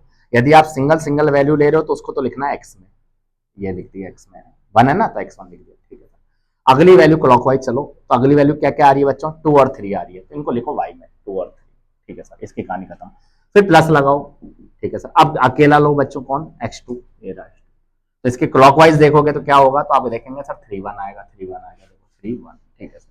बीच में फिर प्लस लगाओ, प्लस लगा दिया सर। अब अकेला कौन लो बच्चों, x3 लो, x3 ले लो। फिर अगला देखोगे आप क्लॉकवाइज तो 1 2 आएगा, y1 y2 आएगा। ठीक है, इस तरीके से जो है वो हमारा याद करने का तरीका है। अब मैं आपको एक छोटा सा एक एग्जाम्पल करा देता हूँ, जो सवाल 3 वर्टेक्स दे देगा आपको और पूछ लेगा एरिया। ऐसे सवाल भी एग्जाम में बहुत पूछे जाते हैं। ठीक है, और ध्यान देना, फिर इसी कॉन्सेप्ट को बच्चों में ट्रिक से भी बताऊंगा कि आपको यदि फॉर्मूला याद ना रहे तो उसको ट्रिक से कैसे निकाल के देखें। ये ज्यादातर ये सवाल जो है एमसीक्यू में पूछ लिए जाते हैं। ठीक है, एक बार आप इतना फॉर्मूला राइट डाउन करो, फिर हम आगे चलेंगे। हिंदी वाले ध्यान दें, त्रिभुज का क्षेत्रफल है। देखो विद्यार्थियों, आगे चलते हैं हम। एक इसी का मैंने एक छोटा सा एग्जाम्पल लिया है। एग्जाम्पल क्या है, ए बी सी की वैल्यू, ए की वैल्यू 3,4 है, बी की वैल्यू -4,3 है, सी की वैल्यू 8,6 है। सबसे पहले हमें इसका एरिया निकालना है। एरिया के लिए बच्चों ये फॉर्मूला मैंने लिख रखा है, जो कि मैंने पहले भी कहा था आपको याद करना है, मैं तुझे रटूंगा, रट लेना भैया। ठीक है सर, तो इसका एरिया कैसे निकालता है, तो एरिया ऑफ ट्रायंगल एबीसी का मान लो मुझे एरिया निकालना है। तो बच्चों फॉर्मूला जमाते चलना, कैलकुलेशन आपके हाथों में है, हाफ है, बार हाफ है। ठीक है सर, x1 क्या है, तो x1 बच्चों पहला है, x1 y1 इसको मानूंगा, x2 y2 इसको मानूंगा, x3 y3 इसको मानूंगा। तो x1 कितना है, तो x1 की वैल्यू बच्चों 3 है। ठीक है सर, y2 कितना है बेटा, सोच समझ के है ना, y2 कितना है 3, माइनस y3 कितना है बच्चों 6। कैलकुलेशन देखते चलना, x2 कितना लिया मैंने -4, ठीक है, y3 कितना लिया मैंने 6 और y1 कितना लिया मैंने 4। ठीक है सर, x3 कितना लिया, x3 लिया मैंने 8, y1 कितना है, तो y1 है बच्चों 4 और y2 कितना है 3, तो 4 -3। ठीक है सर, तो एरिया निकालेंगे तो हाफ तो है ही बच्चों। ठीक है सर, मॉड इसलिए लगा रहा हूं, यदि गलती से इसको सॉल्व करने पर नेगेटिव आ गई ना वैल्यू, तो वो मॉड पॉजिटिव कर देगा। चलो यार देखते हैं, -3 और -3 यदि 3 से होगा तो -9 होगा, जी बिल्कुल होगा। ये कितना बच्चों, -8 होगा, बिल्कुल होगा। ठीक है सर, क्योंकि यहाँ +2 बचेगा या -4, तो सॉल्व कर लेना बच्चों। ये प्लस का 8, बिल्कुल 8, तो बच्चों क्या होगा, -8 से +8 करेगा, तो -9 कैसे लिखेंगे हम, हाफ, और ये बचा -9। बेटा मॉड क्या करेगा, उसको पॉजिटिव कर देगा, क्योंकि एरिया कभी नेगेटिव नहीं होता है। ठीक है, तो ये आया 9/2 और आगे हम क्या लिख देंगे, स्क्वायर यूनिट, स्क्वायर यूनिट। ठीक है, तो मेरा सवाल यही था। ये सवाल में आपको 3 वर्टेक्स दे दिए जाएंगे एग्जाम में, उसका डायग्राम भी बना देना भैया। यहाँ पर आप पहला वर्टेक्स रख देना, या दूसरा रख देना, या तीसरा रख देना, तो डायग्राम बना के बढ़िया सा शानदार तरीके से x1 y1 x2 y2 सबकी वैल्यू लिख देना, फिर बाद में फॉर्मूला लगा के आंसर निकाल देना। इसी को मैं आपको ट्रिक से भी सॉल्व करके बता रहा हूँ कि सर इसका एरिया यदि मुझे निकालना हो तो ट्रिक से कैसे निकाले। ध्यान दे भैया, ध्यान देना भैया, उम्मीद करता हूँ उतार लिया होगा आपने। अब मैं थोड़ा सा मिटा देता हूँ जितना मुझे समझाना है। देखो यार, इसी की ट्रिक देख लेते हैं हम छोटी सी, कि सर फॉर्मूला दिमाग से निकल जाए तो फिर कैसे अप्लाई करेंगे। देखो यार बच्चों, वर्टेक्स मैं वापस लिख देता हूं समझाने के लिए। ए की वैल्यू है 3,4, बी की वैल्यू है बच्चों -4,3 और सी की वैल्यू है 8,6। अब ध्यान देना, करना क्या है बच्चों, आपको किसी भी एक वर्टेक्स को 0 बना लो। फिर से सुने मेरी बात, किसी भी एक वर्टेक्स जो मन में आ रहा है उसको 0 बना ले, किसी भी एक वर्टेक्स को। आपने बोला सर मैं तो इसको 0 बनाऊंगा, मतलब 0 बनाने के लिए क्या करेंगे, आप अपोजिट साइन लेके चलेंगे, 3 है तो -3 लेंगे, जब भी तो आप इसको जोड़ेंगे तो क्या होगा, 0 बन जाएगा। ऐसे या 4 है तो बच्चों -4 लो, ऐसा करने पर क्या हुआ, ये 0 बन गया। सही बात है ना, आप कहेंगे बिल्कुल सही बात है। तो बच्चों ये वाला जो पॉइंट है ये बन गया मेरा 0 0, ए जो कोऑर्डिनेट है वो बन गया मेरा 0। अब बी के पर चलते हैं। बेटा जो नया आपने ढूंढा है -3 -4 सबको इसमें से माइनस करते चलो। ठीक है, माइनस करते हैं बेटा, -4 -3 करेंगे तो कितना होगा, -7, 3 -4 कितना आएगा, 7। फिर से समझे, मैं वापस समझाता हूँ। मैं ये कहना चाह रहा हूँ आपको, कोई भी एक वर्टेक्स को आप 0 बनाए, कोई भी एक वर्टेक्स को आप 0 बनाए, इधर देखो एक बार, कोई भी एक वर्टेक्स को आप 0 बनाए, तो जब 0 बनाओगे तो मैंने क्या ढूंढा, 3 है तो -3 लिया, 4 है तो -4 लिया। ऐसा करने पर क्या होगा, जब सॉल्व करेंगे ना बच्चों 0 0 आएगा, बन गया 0 0। लेकिन जो -3 -4 इसमें किया है वो सब में करना है आपको, तो -3 -4 करेंगे तो -7 बनेगा, 3 -4 करेंगे तो कितना आएगा, 3 में से 4 गया तो बेटा ये -1 आएगा ना, क्योंकि हमको तो माइनस करना है, -4 -3 -7 3 -4। ठीक है, तो कितना बन जाएगा, ये -1 बन जाएगा। चलो, ऐसे 8 में से 3 करेंगे तो माइनस क्या होगा, 8 में से 3 करेंगे तो बच्चों 5 बचेगा, और 6 में से करेंगे तो कितना हो जाएगा, 2 बच जाएगा। ठीक है, इतनी बात आपको समझनी थी। कुछ नहीं करना, माइनस करना है, -4 -3 -7 कर दिया मैंने, 3 -4 -1 लिख दिया, सब में से माइनस करते चलो और कुछ भी नहीं है। चलो ठीक है सर, अब ध्यान दो, अब कुछ नहीं करना है, पता है क्या करना है, इसको इससे मल्टीप्लाई करो, करो भैया। तो आप कहेंगे सर -14 आया, बिल्कुल आया। इसको इससे करो, कितना आया, आप कहेंगे सर -5 आया। दोनों के बीच में बच्चों माइनस करके और 2 का भाग दे दो, और एरिया कभी नेगेटिव नहीं है तो मॉड लगा दो। चलो अब सॉल्व कर लेते हैं। -14 आया, +5 आया, तो बच्चों -9 आया, नहीं आया, आप कहेंगे हाँ सर -9.9। ये उन बच्चों के लिए जिनको फॉर्मूला याद नहीं हो पाता। ठीक है, फिर से समझे, मैंने एक बार दूसरा मेथड मैंने आज समझाने का प्रयास किया है। ठीक है, आपके एनसीईआरटी में कहीं भी नहीं मिलेगा, लेकिन सवाल एमसीक्यू में आ जाए फिर मेथड क्या, फॉर्मूला क्या, फिर तो जो बच्चे के पास कॉन्सेप्ट है वो तुरंत ही आंसर ला देगा। क्या बताया मैंने, किसी भी एक वर्टेक्स को 0 बनाया, जरूरी नहीं है इसी को बना, आप या -8 -6 करके इसको 0 बना देते, तो जो -8 -6 करते वो सब में माइनस माइनस करते रहते। ठीक है, फिर आपका आंसर आ जाता, जो आता उसको पहले को लास्ट वाले से, इसको इससे, और जो आता दोनों का डिफरेंस जरूर निकालते, 2 का भाग देते और सॉल्व कर लेते। ठीक है, ये बच्चों मेरा कॉन्सेप्ट पूरी तरीके से कंप्लीट हुआ। अब मैं बात करूंगा मिड पॉइंट को लेकर। ठीक है, छोटे छोटे कॉन्सेप्ट हैं, इनको खत्म करते चलो। अब हमारा नेक्स्ट कॉन्सेप्ट होगा बच्चों मिड पॉइंट। देखो विद्यार्थियों, अब हम जो कॉन्सेप्ट लेंगे ना, वो मिड पॉइंट थोड़ी देर के लिए होल्ड करते हैं और हम ले लेते हैं कोलिनियर पॉइंट, क्योंकि इसी से रिलेटेड है। इसलिए बेटा नाम है कोलिनियर, सवाल जरूर आएगा। ठीक है, कोलिनियर को हिंदी में क्या बोलते हैं, तो इसको बोलते हैं बच्चों संरेख। ठीक है, कोलिनियर क्या होता है, बेसिक कॉन्सेप्ट है। कोलिनियर मतलब होता है बच्चों एक ही लाइन पर जो पॉइंट होता है ना, 3 या 3 से अधिक बिंदु यदि एक ही लाइन पर, 3 क्यों बोल रहे हो सर आप, इसलिए बोल रहा हूं बेटा, कोई भी 2 पॉइंट बनाया आपने, आपने बोला सर ये पॉइंट ये है, ये तो, ये तो हमेशा कोलिनियर होंगे। आप मीट करोगे तो हमेशा कोलिनियर होंगे भाई, इसमें क्या दिक्कत है। दिक्कत है 3 बिंदु लेने पर। 3 बिंदु कैसे, देखो यार, मैं आपको कहता हूं बच्चों, एक पॉइंट आपने यहां लिया, एक यहां लिया और एक यहां ले लिया, मैं बोलूं क्या ये कोलिनियर, आप कहेंगे हाँ सर एक ही लाइन पे आ रहे हैं सारे, कोलिनियर है। ठीक है सर, ये ए है, ये बी है और ये सी है। समझना अच्छी तरह कॉन्सेप्ट को। मैं आपसे कह दूं बच्चों, एक ये पॉइंट है, एक ये पॉइंट है और एक यहाँ पॉइंट है, अब बता दो आप एक ही लाइन पर लाकर। आप कहेंगे नहीं सर, या तो इनको मिला लो या इन्हीं को ही मिला लो या इन दोनों को मिला लो, या तो आप इन्हीं को मिला लो या इसी को मिला लो या इन दोनों को मिला लो, कैसे भी मिला लो, लेकिन मिलेंगे 2 ही, 3 तो मिल ही नहीं सकते। तो बच्चों ऐसे जो पॉइंट होंगे ना, ऐसे जो पॉइंट होंगे, ये क्या होगा, कोलिनियर बनेगा, कोलिनियर बनेगा। लेकिन सर कोलिनियर के लिए तो पॉइंट एक लाइन पर आना चाहिए, ये नॉट कोलिनियर है। ठीक है, नॉट कोलिनियर है। ठीक है, संरेख नहीं है, कुल मिला के बात ये है। अब मैं आपसे पूछूं, जो ट्रायंगल है बच्चों, यदि मान लो मैं आपसे पूछ लो बच्चों, ये ट्रायंगल है, ये मैंने एक त्रिभुज बनाया, अच्छी तरह समझना कॉन्सेप्ट को। ये मैंने बच्चों एक त्रिभुज बनाया, और त्रिभुज बनाया तो मैं आपसे कहना चाहता हूं ये कोलिनियर बनेगा या नहीं बनेगा, तो आप कहेंगे नहीं सर, ये ट्रायंगल कभी कोलिनियर नहीं हो सकता। यदि ये कोलिनियर नहीं हो सकता और मुझे पूछ लिया जाए कि इसका एरिया बता दो, तो इसका एरिया आपको डायरेक्ट याद रखना है कि एरिया ऑफ ट्रायंगल 0 है।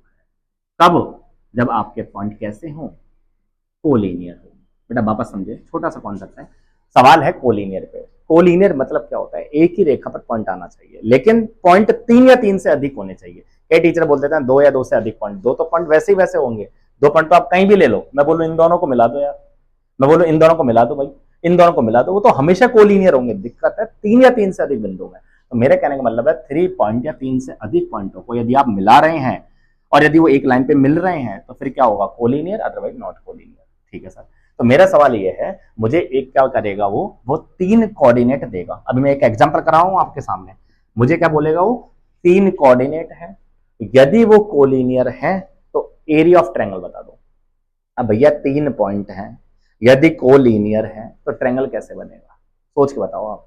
यदि वो कोलिनियर बोल रहा है तीनों पॉइंट को, तो कहीं ना कहीं एक ही लाइन पर होंगे ना, तो वो जब ट्रायंगल बनेगा ही नहीं तो उसका एरिया कहां से निकालेंगे हम, तो उसका एरिया हम 0 मान के चलेंगे। तो जो आपने अभी अभी फॉर्मूला जो लिखा था बच्चों, मैं वापस लिख देता हूं क्योंकि मुझे तो याद है, x1 y2 minus y3 x2 y3 minus y1 x3 y1 minus y2। तो मैं आपसे कहना चाहता हूं, आप यदि जो भी वर्टेक्स दें इसमें जमाए तो बच्चों वो 0 आना चाहिए। यदि 0 आ रहा है तो आप कह देंगे कि हाँ भाई देखो ये पॉइंट क्या है, कोलिनियर है, क्योंकि एरिया 0 आ गया, प्रूफ हो गया। इस 2 को भेज दें उधर। ठीक है, तो फाइनली आप याद करने के लिए, यदि आपको बोले कि 3 वर्टेक्स है और ये तीनों वर्टेक्स जो है यदि कोलिनियर है तो एरिया ऑफ ट्रायंगल क्या होगा, तो आप बोल देंगे सर वो 0 होगा।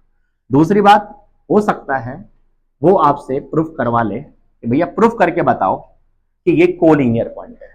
तो जब भी प्रूफ करने के बाद, जैसे कोई भी 3 वर्टेक्स दे दी, मैंने बोल दिया x1 y1 है, x2 y2 है, x3 y3 है, तो तीनों पॉइंट मैं दे दूं आपको और मैं पूछूं एरिया ऑफ ट्रायंगल प्रूफ करके बताओ क्या होगा, या फिर मुझे प्रूफ करके बताओ ये तीनों पॉइंट कोलिनियर है, तो मैं सीधा सा कॉन्सेप्ट उठाऊंगा एरिया ऑफ ट्रायंगल। यदि 0 आ गया, यदि एरिया ऑफ ट्रायंगल 0 आ गया, मतलब 0 कब आएगा, जब ये ट्रायंगल बनेगा ही नहीं, क्योंकि थोड़ा सा भी ट्रायंगल बनाना तो उसका एरिया जरूर निकलेगा।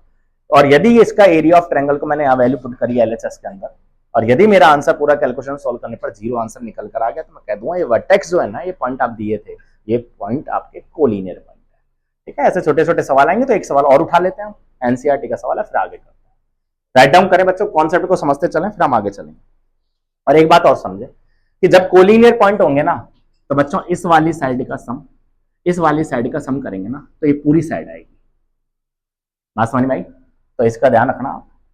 तो मैं यदि यहाँ लोग, मुझे सवाल क्या दिया जाएगा कि भाई ये और ये 3 पॉइंट दे दिए जाएंगे, प्रूफ करो एक कोलिनियर है। तो पहला एरिया निकाल दो 0, यदि एरिया 0 आ गया तो प्रूफ हो गया, पहला कॉन्सेप्ट। दूसरा है कि आप दो साइड का सम, बेटा दो साइड का आप सम करें तो वो पूरी तीसरी साइड के बराबर आनी चाहिए। मतलब ये साइड आपने ली, ठीक है सर, ये वाली, इन दोनों को आपने ऐड किया, जैसे मान लो इसकी डिस्टेंस निकाली, डिस्टेंस फॉर्मूले से 5, ये आ गई बच्चों 2, तो जब पूरी साइड देखेंगे तो 7 आनी चाहिए। यदि 7 आ रही है तो आप कह देंगे सर क्या है वो, कोलिनियर पॉइंट है। ठीक है, तो ये छोटे छोटे कॉन्सेप्ट हैं, ध्यान में रखते चलो और आगे बढ़ते चलो।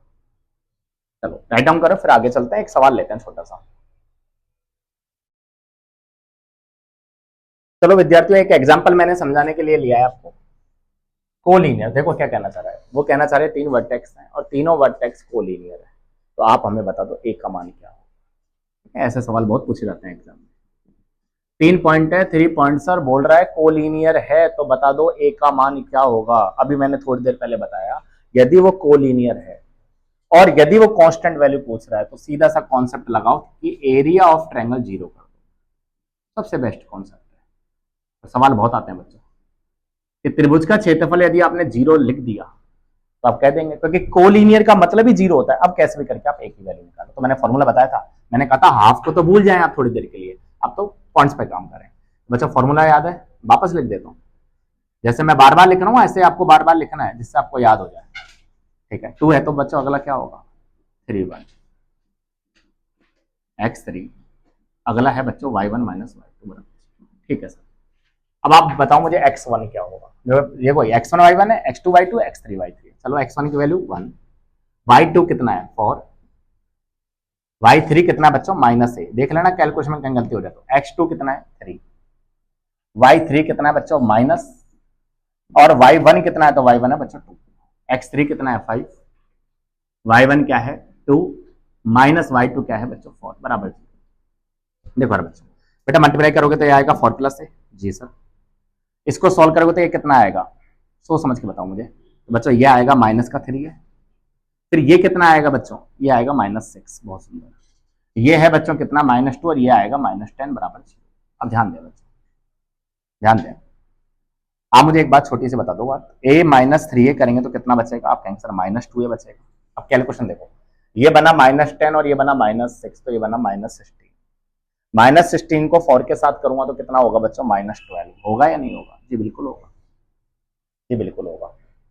मेरा सवाल ये है, एक का मान बता दो यार। तो -2a बराबर ये उधर भेजा मैंने 12, तो a का मान आएगा बच्चों -6, a का मान आएगा मेरा -6। यदि आप a की वैल्यू यहाँ रखते हैं, a की वैल्यू यदि आप यहाँ रखते हैं तो ये बनेगा +6, और सॉल्व करके फिर देख लेना एरिया 0 आना चाहिए। ठीक है, ध्यान देना, पॉइंट है बच्चा, पॉइंट जो है ये। और एक बात और ध्यान रखना, एरिया निकाल रहे हैं, एरिया कभी नेगेटिव नहीं हो सकता। एरिया निकाल रहे हैं बच्चों, कभी नेगेटिव नहीं हो सकता। एरिया निकाल रहे हैं, कभी भी नेगेटिव नहीं हो सकता। एरिया निकाल रहे हैं, कभी भी नेगेटिव नहीं हो सकता।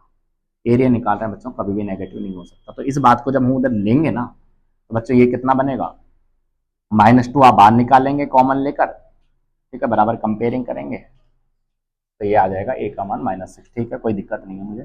तो एक बार अपने राइट डाउन करो, फिर हम चलेंगे बच्चों मिड पॉइंट के ऊपर। ठीक है, तो ये मेरा आंसर निकला, आंसर लिख देना यहाँ। और फिर अब हम नेक्स्ट कॉन्सेप्ट की बात करेंगे। कोलिनियर मैंने खत्म कर दिया, सवाल समझ में आया। वो कहना चाह रहा था 3 पॉइंट और तीनों पॉइंट क्या है, कोलिनियर है, तो ए का मान बता दो। तो ए का मान कितना है बच्चों, -6।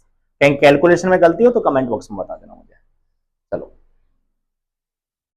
देखो विद्यार्थियों, नेक्स्ट कॉन्सेप्ट है हमारा मिड पॉइंट। मिड पॉइंट क्या होता है, नाम से पता लग रहा है बच्चों, 2 पॉइंट होंगे, उसके बीच में जो तीसरा पॉइंट आएगा बिल्कुल मिड में होगा, और मिड में होगा तो उसका जो रेशियो होगा ना, वो रेशियो सेम होगा। मेरे कहने का मतलब सेक्शन फॉर्मूला की तरह ही है। देखो यार बच्चों, छोटे छोटे कॉन्सेप्ट है, इनको खत्म करते चलो। जैसे ये पॉइंट दे दिया बच्चों x1 y1, जी सर। बेटा ये पॉइंट दे दिया आपको x2 y2, जी सर। अब क्या होगा बच्चों, कोई पॉइंट लेंगे। अब की बार मैं पहले इंटरनली बोल रहा था, कभी मैं एक्सटर्नली बोल रहा था ना, इसलिए अब मैं बिल्कुल मिड की बात कर रहा हूँ। ये जो पॉइंट होगा ना r, बच्चों ये x, y है, तो बिल्कुल मिड पॉइंट है, ठीक है। तो आप कहेंगे सर बिल्कुल मिड पॉइंट है, मान लो ये लाइन 4 सेंटीमीटर की लाइन है, तो उसको जब काटेंगे तो 2:2 में, और 2:2 में बटेगी तो भैया उसको भी काटेंगे, तो हमेशा जो रेशियो आएगा ना विद्यार्थियों, वो 1:1 आएगा, ठीक है सर। अब जैसे आपने इंटरनली लगाया ऐसे आपने इसमें लगा दो फॉर्मूला, बाकी तो फॉर्मूला आपको डायरेक्ट याद रखना है। देखो x के साथ कैसे निकालेंगे वैल्यू, तो 1 को इधर भेजा था हमने, जी सर, फिर इस 1 को हमने इधर भेजा था, जी सर, तो बच्चा एक फॉर्मूला बन के आया x1 + x2। ये मैंने आपको थोड़ा डेरिवेशन समझाया है, ठीक है। मैं चाहता तो मैं डायरेक्ट ही आपको फॉर्मूला लिखा देता, लेकिन मैंने बताना चाहा है कि क्यों यहाँ इस तरीके का फॉर्मूला बना, क्योंकि रेशियो फिक्स रहेंगे। जैसे कोई 10 सेंटीमीटर की लाइन काटोगे 5-5 में आएगा, 5-5 को फिर काटोगे तो बच्चा 1-1 में आएगा, तो हमेशा 1-1 में आएगा ये, ठीक है। ऐसे y की वैल्यू निकालोगे तो क्या होगा, 1 × y2 और 1 × y1, तो ये होगा बच्चों y1 + y2। तो मेरा सवाल ये है कि भैया x और y की वैल्यू बता दीजिए, तो ये सवाल मेरा आंसर आ जाएगा, ठीक है। इसका तो क्या ही एग्जाम्पल है, चलो ले लेते हैं साथ साथ। मैंने ए पॉइंट माना बच्चों ये है 2,0, और बी पॉइंट है बच्चों ये है मेरे पास 0, या फिर कुछ और मान लेते हैं 5,+3 मान लेते हैं। चलो मेरा सवाल ये है कि यार एक्स वाई की वैल्यू बता दो, तो एक्स की वैल्यू क्या होगी बच्चों, x1 बताओ क्या है 2, x2 बताओ बच्चों कितना है 5, और बच्चों 2 का भाग दे दो। y की वैल्यू बताओ, y कितना है बच्चों, y1 क्या है 0, y2 कितना है बच्चों 3, 2 का भाग दे दो। अब सॉल्व कर लो यार, तो x का मान कितना आएगा 7/2, और ये कितना आएगा बच्चों 3/2। That would be my dear student is our answer. उसने पूछा था x और y का मान बता दो जब वो मिड पॉइंट, ठीक है। तो बच्चे छोटा सा कॉन्सेप्ट था, मिड पॉइंट भी हमने खत्म कर दिया है। अब हम बात करेंगे सेंट्रोइड की, ठीक है। केंद्र क्या होता है, देखो विद्यार्थियों, अब हमारा नेक्स्ट कॉन्सेप्ट है, छोटे छोटे कॉन्सेप्ट है, खत्म करने हैं इनको, है ना।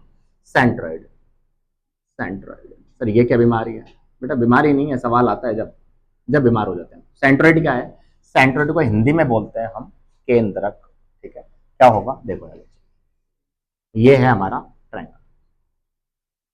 बच्चों जो भी मीडियन मिलेंगे ना, जैसे ये मीडियन है, मीडियन मतलब जो 2 बराबर भागों में बांटते हैं, ऐसे ये मीडियन, ऐसे बच्चों ये भी मीडियन है। तो ये सारी मीडियन, सारी माध्यिकाएं जहां मिल जाती है बेटा, उसी का नाम क्या है, सेंट्रोइड है। उसी का नाम क्या है, सेंट्रोइड है। अब आपको ये भी पता होगा, यदि आप समझदार बच्चे हैं तो आपको ये भी पता होगा, जो मीडियन जो होती है ना बच्चों, वो वर्टेक्स से 2:1 में डिवाइड करती है। जैसे यहां से आ रही है ना, तो वर्टेक्स तो ऊपर है ना भैया यहाँ, तो यहाँ से 2 और फिर नीचे आके 1 में डिवाइड कर देती है। उम्मीद करता हूँ मेरी बातें समझ में आ रही है, ठीक है सर। तो मुझे इसके पॉइंट पर पहुंचना है, थोड़ा सा डेरिवेशन है, काम का है, देख लो यार। ये पॉइंट है बच्चों, इसको मैं मान लेता हूँ x1 y1, ठीक है सर। इस पॉइंट को क्या नाम दे रहे हो बच्चों, ये वाला कोई पॉइंट है, इसको b पॉइंट दे देता हूँ, ये है x2 y2। और बच्चों आपको पता ही है ये रेशो क्या है, 2:1। तो क्या आप ये निकाल सकते हैं, आप कहेंगे हाँ सर आप तो आपने बता दिया हमें कि ये पॉइंट कैसे निकलेगा। तो बच्चों लगाओ फिर सेक्शन फॉर्मूला, लगाओ फिर इंटरनली का कॉन्सेप्ट, ठीक है, निकल के आ जाएगा x का मान क्या है। चलो देखो यार बच्चों बताता हूँ, x का मान क्या होगा, तो बच्चों क्या लेना है m, और कहां पहुंचाना है, इसके पास, ठीक है। फिर n पहुंचाना है इसके पास, तो क्या होगा, ध्यान देना बेटा, वापस मैं कहना क्या चाह रहा हूँ, ये x1 y1 है, इधर वाला कोई पॉइंट हमारा x2 y2 होगा, इधर वाला पॉइंट हमारा x3 y3 होगा। एक सेकंड देखो, x1 y1 है, ये पॉइंट हम मान के चल रहे हैं x2 y2, ये पॉइंट हम लेके चल रहे हैं बच्चों x3 y3, ठीक है सर, बहुत सुंदर। अब आप मुझे बता दो यार मीडियन क्या करता है, आप कहेंगे सर मीडियन तो 2 बराबर बराबर भागों में बांट देता है। तो मेरे कहने का मतलब है, जब मैं इसको पॉइंट, मान लो ये पॉइंट m है, और मैं पूछूं बच्चों इस m की वैल्यू बताओ मुझे निकाल के, तो बता सकते हैं, आप कहेंगे हाँ सर बता सकते हैं। भाई रेशियो 1:1 है, दोनों बराबर बराबर भागों में बांट रहे हैं, तो फॉर्मूला क्या होगा, इन दोनों को जोड़ दो यार। तो बच्चों जोड़ दो, तो x2 + x3 अपॉन में क्या होगा बच्चों 2, ठीक है सर। ऐसे इनको जोड़ दो सर, y2 + y3 अपॉन में 2। अब ध्यान देना, बस यहाँ से बातें चालू हो गई हमारी। अब ध्यान देना, इस लाइन को देखो am को मैं थोड़ा सा बनाने का प्रयास करता हूँ। इधर मैंने यहाँ बच्चों a बनाया, या मैंने m बनाया। एक एक कोऑर्डिनेट क्या है मेरे पास, तो आप कहेंगे सर x1 y1, ये थोड़ा डेरिवेशन चल रहा है ना। m क्या है, तो m है बच्चों यहाँ x2 प्लस x3 अपॉन में 2 और y2 प्लस y3 अपॉन में 2। ध्यान देना भैया, ये हमारे पास क्या है, ये हमारे पास कोऑर्डिनेट है। और किस रेशो में डिवाइड कर रहा है ये पॉइंट, जो r पॉइंट है किस रेशो में डिवाइड कर रहा है, तो आप कहेंगे सर ये 2:1 में। क्यों, क्योंकि सर फिक्स होता है, मीडियन जो होता है वर्टेक्स से 2:1 में डिवाइड करता है। ठीक है सर। अब बच्चों r का पॉइंट निकाल दो, क्योंकि r x y है मान लो। तो मेरा सवाल यही तो था कि इसके पॉइंट निकालो, निकाल सकते हैं। कैसे निकाल सकते हैं, x बराबर देखो 2 वहां जाएगा बेटा, जब 2 इसके पास जाएगा मल्टीप्लाई होने, क्या ये 2 से 2 कटेगा आपके यहाँ से, तो क्या आएगा x2 प्लस x3। ठीक है बच्चों, ये सीधा साधा है, 1 इधर जाएगा, ये आएगा x1 और नीचे क्या करते हैं, इन दोनों को ऐड करते हैं m प्लस n, तो बेटा 3। मैं फॉर्मूला ड्राइव करके बता रहा हूँ, डेरिवेशन किस तरीके से बना फॉर्मूला। ठीक है, बाकी आपकी मर्जी, आप डायरेक्ट रिजल्ट पे काम करें तो बेटर है। ऐसे बच्चों आप यहाँ से उसके पास जाएंगे तो आपके पास 2 कटेगा, तो y2 प्लस y3 और ये इधर आएगा तो क्या होगा यार, y1 होगा। अपॉन में क्या होगा बेटा 2 प्लस 3। तो मेरे कहने का मतलब है अब तुम इसको ये सारी बकवास छोड़ो और मेन बात याद रखो जो मैं यहाँ पे लिखा देता हूँ। यदि सेंट्रोइड वर्ड सवाल एग्जाम में आता है तो आपको सीधा सा ध्यान रखना है कि सेंट्रोइड का जो कोऑर्डिनेट होंगे ना बच्चों, वो होंगे x निकालने के लिए x1 plus x2 plus x3 upon में 3।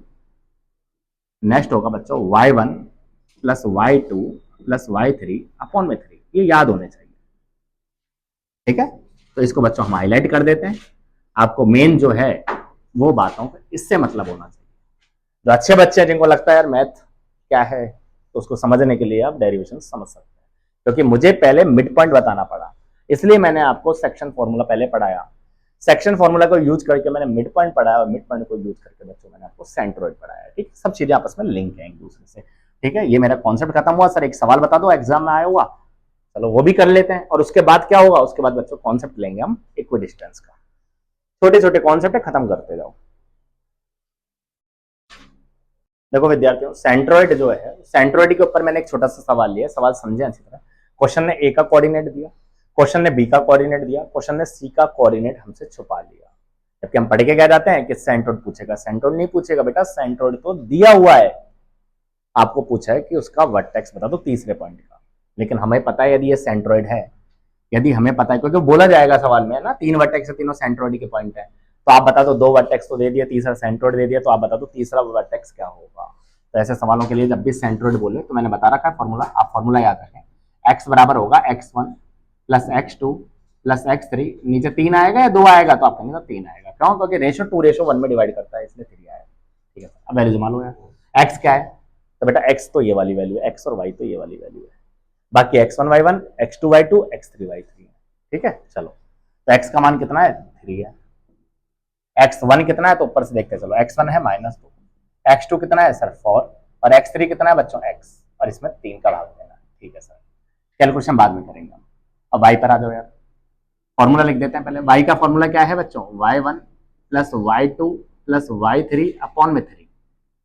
तो y कितना है, y -2, y1 कितना है 5 प्लस -4 फिर y, और ये क्या है 3 का भाग दे दो यार। अब सॉल्व कर दो यार।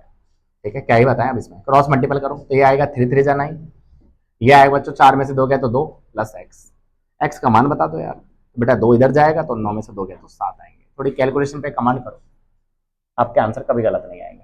क्रॉस मल्टीपल करो बच्चों यार, तो ये 3 या -2 तो -6 होगा, ये 5 में से 4 गया तो 1 प्लस y होगा। मेरा सवाल ये है कि y बता दो यार, तो बच्चों 1 इधर फेंक दो, तो -6 -1 -7।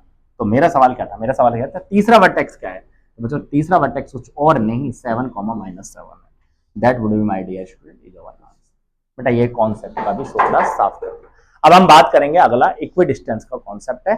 सम दूरस्थ क्या होता है उसको भी समझ लें आप एक बार। देखो विद्यार्थियों, अगला जो कॉन्सेप्ट है मेरा वो इक्विडिस्टेंस नहीं है, इक्विडिस्टेंस बाद में ले लेंगे। बात है टाइप्स ऑफ ट्रायंगल के बारे में। क्या होगा, 3 वर्टेक्स दे दिए जाएंगे और आपके एग्जाम में पता है क्या पूछा जाएगा, बताओ हमारा ये ट्रायंगल कौन सा है, एक्यूट एंगल है, ऑब्टूस एंगल है, राइट एंगल ट्रायंगल है। थोड़ा सा पता होना चाहिए। देखो बच्चों, यदि हम बात करेंगे, ये मैं 3 साइड लेके चल रहा हूँ, एक साइड को a, एक साइड को b, एक साइड को c लेके चल रहा हूँ। यदि ये साइड का बच्चों a² प्लस b² करें हम, आप कहेंगे सर a² कैसे निकालोगे, मैंने बताया ना यार, ये वाली डिस्टेंस और ये वाला जो कोऑर्डिनेट होगा, क्या आप इससे डिस्टेंस निकाल सकते हैं, आप कहेंगे सर निकाल सकते हैं। तो जो डिस्टेंस निकलेगी उसका ही तो स्क्वायर करना है। बात समझ में आई या नहीं आई? क्योंकि ये वाला हमें गिवन नहीं होगा, हमें तो गिवन ये वाली चीज होंगी, ये वाला गिवन होगा, ये गिवन होगा और ये गिवन होगा, और कह देगा बताओ कौन सा ट्राइंगल है। तो उस समय मुझे करना ये है विद्यार्थियों कि इन दोनों से डिस्टेंस फॉर्मूला लगा के ये निकालना है। मुझे डिस्टेंस फॉर्मूला लगा के ये डिस्टेंस निकालनी है, और मुझे डिस्टेंस फॉर्मूला लगा के ये डिस्टेंस निकालनी है। तो रिलेशन चेक करना है कि इसका स्क्वायर प्लस इसका स्क्वायर ग्रेटर देन सी स्क्वायर है, तो भैया ये एक्यूट एंगल है, एक्यूट एंगल है, न्यून कोण है, हिंदी में होता है न्यून कोण। यदि सर ये ए स्क्वायर प्लस बी स्क्वायर यदि बराबर सी स्क्वायर आ गया, वही कॉन्सेप्ट सेम, क्या ये सर 3 वर्टेक्स हैं, यस सर ये भी है और ये भी है, क्या करोगे इसकी डिस्टेंस, क्या करोगे इसकी डिस्टेंस, क्या करोगे इसकी डिस्टेंस, तीनों की निकाल लो। फिर आप कोई भी 2 स्क्वायर का सम करके तीसरे के बराबर आ रहा है स्क्वायर करने के बाद, तो विद्यार्थियों ये जो है वो राइट एंगल ट्रायंगल है, राइट एंगल ट्रायंगल। ऐसे सवाल एग्जाम में आ जाते हैं और आप भूल जाते हो कि सर ये कहां से दे दिया उसने, ठीक है। राइट एंगल ट्रायंगल मतलब होता है समकोण त्रिभुज। चलो आइए, और अब बात करते हैं बच्चों ऑब्ट्यूस। ऑब्ट्यूस होता है जो 90 से बड़ा हो।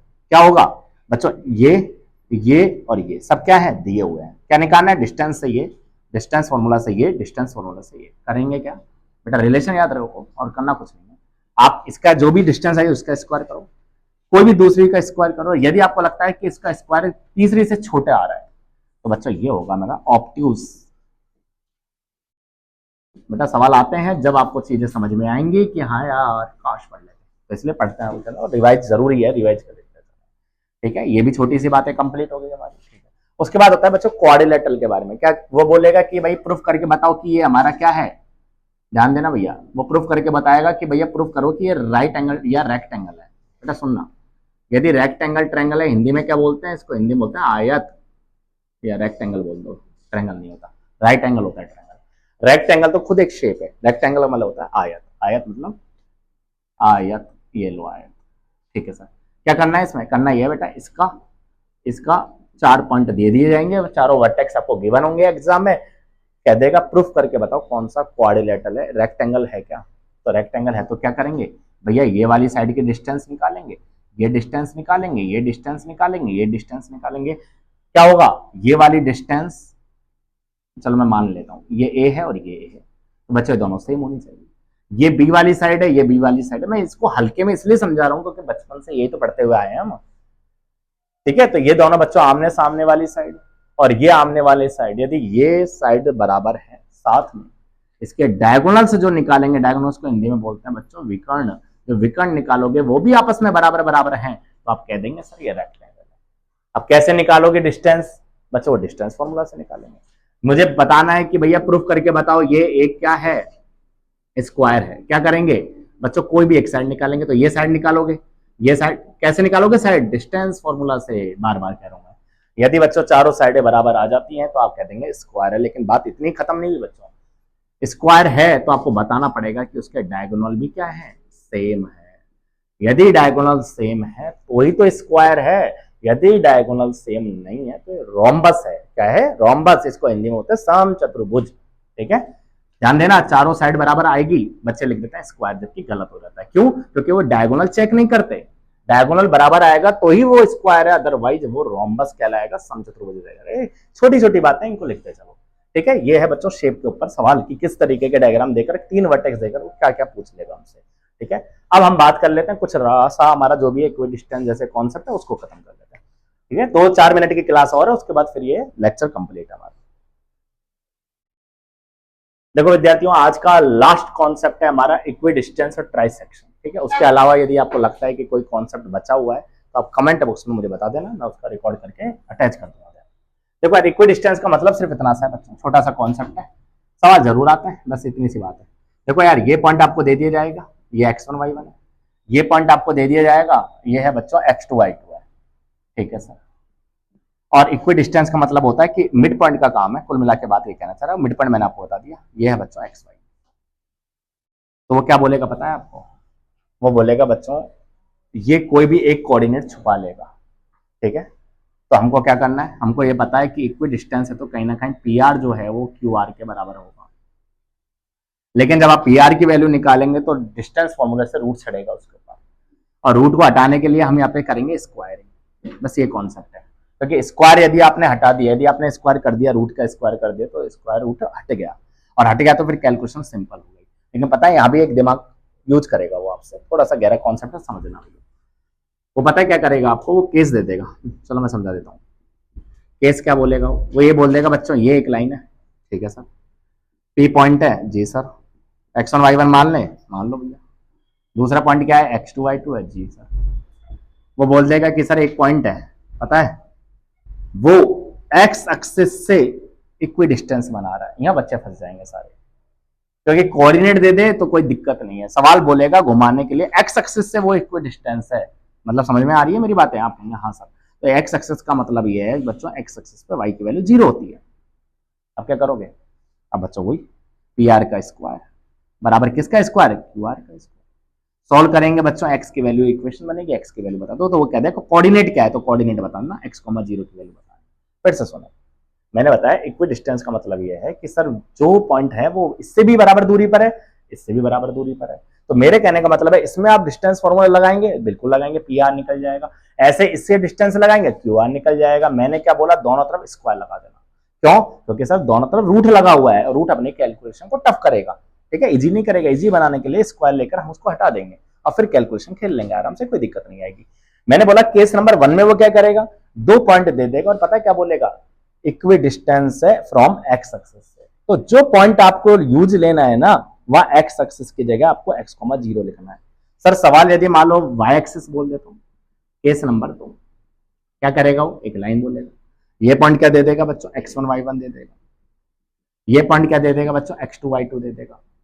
ठीक है सर, क्या बोलेगा अब की बार बोलेगा बच्चों, जो पॉइंट है ना वो y एक्सिस से इक्वी डिस्टेंस है, तो y एक्सिस की जगह समझ जाना वो पॉइंट कुछ और नहीं, 0, y है। और 0, y है तो क्या होगा, रेशो सेम होगा, मतलब बराबर बराबर होगा। फिर कैलकुलेशन आप समझ ही गए, y की वैल्यू निकाल देना, बाकी तो प्रैक्टिस करना। लास्ट कॉन्सेप्ट है बच्चों, एक और थोड़ा सा समझना, अभी अभी जस्ट याद आया है, फाइंड द रेशो। ये भी कंप्लीट कर देता है इसी के अंदर, फाइंड द रेशो। यदि आपको कभी रेशो पूछने, मतलब पूछ ले वो ये भी कोऑर्डिनेट दे देगा, ये भी कोऑर्डिनेट दे देगा, ये भी कोऑर्डिनेट देगा, पूछे किस रेशो में डिवाइड है, ठीक है। तो ये भी ध्यान रखना, बहुत बेहतरीन सवाल आता है, 100% लिख देना, पक्का छपेगा, ठीक है, पक्का छपेगा, पक्का छपेगा, ठीक। क्या है sir find the ratio? Find the ratio ये है बच्चों, ये कॉन्सेप्ट होगा, ये यहाँ पे कोई पॉइंट होगा x1 y1, ठीक है सर, ये कोई पॉइंट होगा x2 y2, और ये कोई पॉइंट होगा बच्चों r xy। तो जब भी आपको रेशो की बात करेगा तो करना क्या है, k रेशो 1 ले लेना, फिक्स है।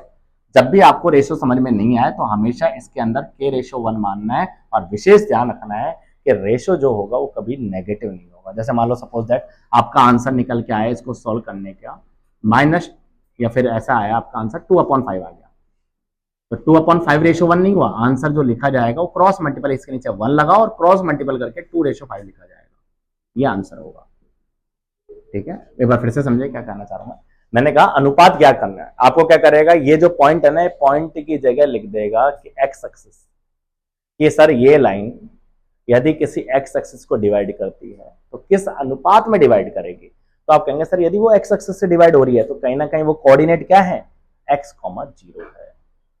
तो अब आपके पास देखो, आप फॉर्मूला क्या लगाओगे, वही इंटरसेक्शन वाला फॉर्मूला लगाओगे, इंटरनली वाला। तो इंटरनली वाले में दिक्कत ये आएगी कि बच्चे x की वैल्यू निकालेंगे, x की वैल्यू भी आपके पास पता होगी यहाँ, या फिर मान लो थोड़ी देर के लिए नहीं पता आपको, x, 0 पॉइंट है तो x भी नहीं पता, और ये वाली वैल्यू और ये वाली वैल्यू में कोई भी एक वैल्यू छुपा लेगा वो, मतलब वैल्यू लिख कर दे देगा। एक सवाल से मैं समझाता हूं आपको, एक बार इतना राइट डाउन करो, और ये कॉन्सेप्ट हमारा बेहतरीन कॉन्सेप्ट है। इक्वी डिस्टेंस भी फर्जी कॉन्सेप्ट है, आ जाए तो ठीक है, वरना कोई दिक्कत नहीं है।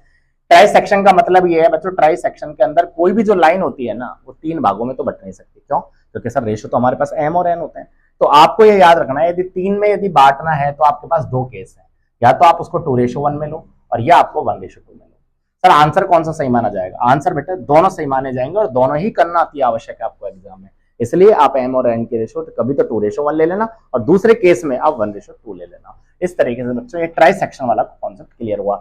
एक सवाल मैं करा रहा हूं आपको एनसीईआरटी का, बेहतरीन सवाल है, एग्जाम में 100% गारंटी है, एग्जाम में आता ही आता है। फाइंड द रेशो, अनुपात याद करो, तो वो भी हम खत्म कर लेते हैं, ठीक है। आप राइट डाउन करो, ट्राई सेक्शन मैंने बता ही दिया। डायरेक्ट सेक्शन में आपको दो केस बनेंगे, 2:1 और 1:2 होगा। इक्वी डिस्टेंस मैंने आपको बता दिया कि सर जो बराबर बराबर दूरी पर होती है उसका स्क्वायर कर और फिर कैलकुलेशन सॉल्व करनी होती है। ठीक है, चलो एक बार उतारो फिर हम आगे चलते हैं। देखो विद्यार्थियों, ये जो क्वेश्चन मैंने लिया है, एक दो क्वेश्चन हम कंप्लीट कर रहे हैं, उसके बाद लेक्चर कंप्लीट करेंगे। देखो सवाल ये कहना चाह रहा है, एक पैरेललोग्राम है, उसके 4 वर्टेक्स दिए हुए हैं और वो कहना चाह रहा है पी की वैल्यू बता दो। बहुत बेहतरीन है, सबसे ज्यादा एग्जाम में पूछा जाने वाला सवाल। तो भैया यदि आपको इसके कोऑर्डिनेट निकालने मतलब पी की वैल्यू फाइंड करनी है तो आपको पता होना चाहिए पैरेललोग्राम की प्रॉपर्टी क्या होती है। पैरेललोग्राम प्रॉपर्टी होती है कि जो इसके डायगोनल होते हैं ना, ये वाला और बच्चों ये वाला, बेटा ये दोनों आपस में एक दूसरे को बराबर दूरी पर काटते हैं। ठीक है, मतलब यहां से भी दूरी देखेंगे आप, यहां से भी, दोनों मिड पॉइंट पर मिलते हैं। मेरे कहने का मतलब ये है। तो मैं यहाँ पर ले लेता हूँ कोई पॉइंट मान लेता हूँ बच्चों, यहाँ पर मैं कोई पॉइंट मान लेता हूँ, मान लो जेड मान लिया मैंने। ठीक है, तो एक बार तो जेड हम ले लेंगे, Z is mid point, Z is mid point of B D. यदि बच्चों जेड बीडी का मिड पॉइंट है तो क्या होगा बताओ। तो आप कहेंगे सर इसके कोऑर्डिनेट होंगे, मिड पॉइंट आपने समझा ही दिया, x1 x2 के साथ होगा। ठीक है सर, किसी को भी x1 किसी को y1। ठीक है, बस ये x1 जो है वही y1 है, तो p के साथ 8 आएगा, बटे में 2 आएगा, और ऐसे बच्चों 3 + 2 अपॉन में क्या होगा 2 होगा।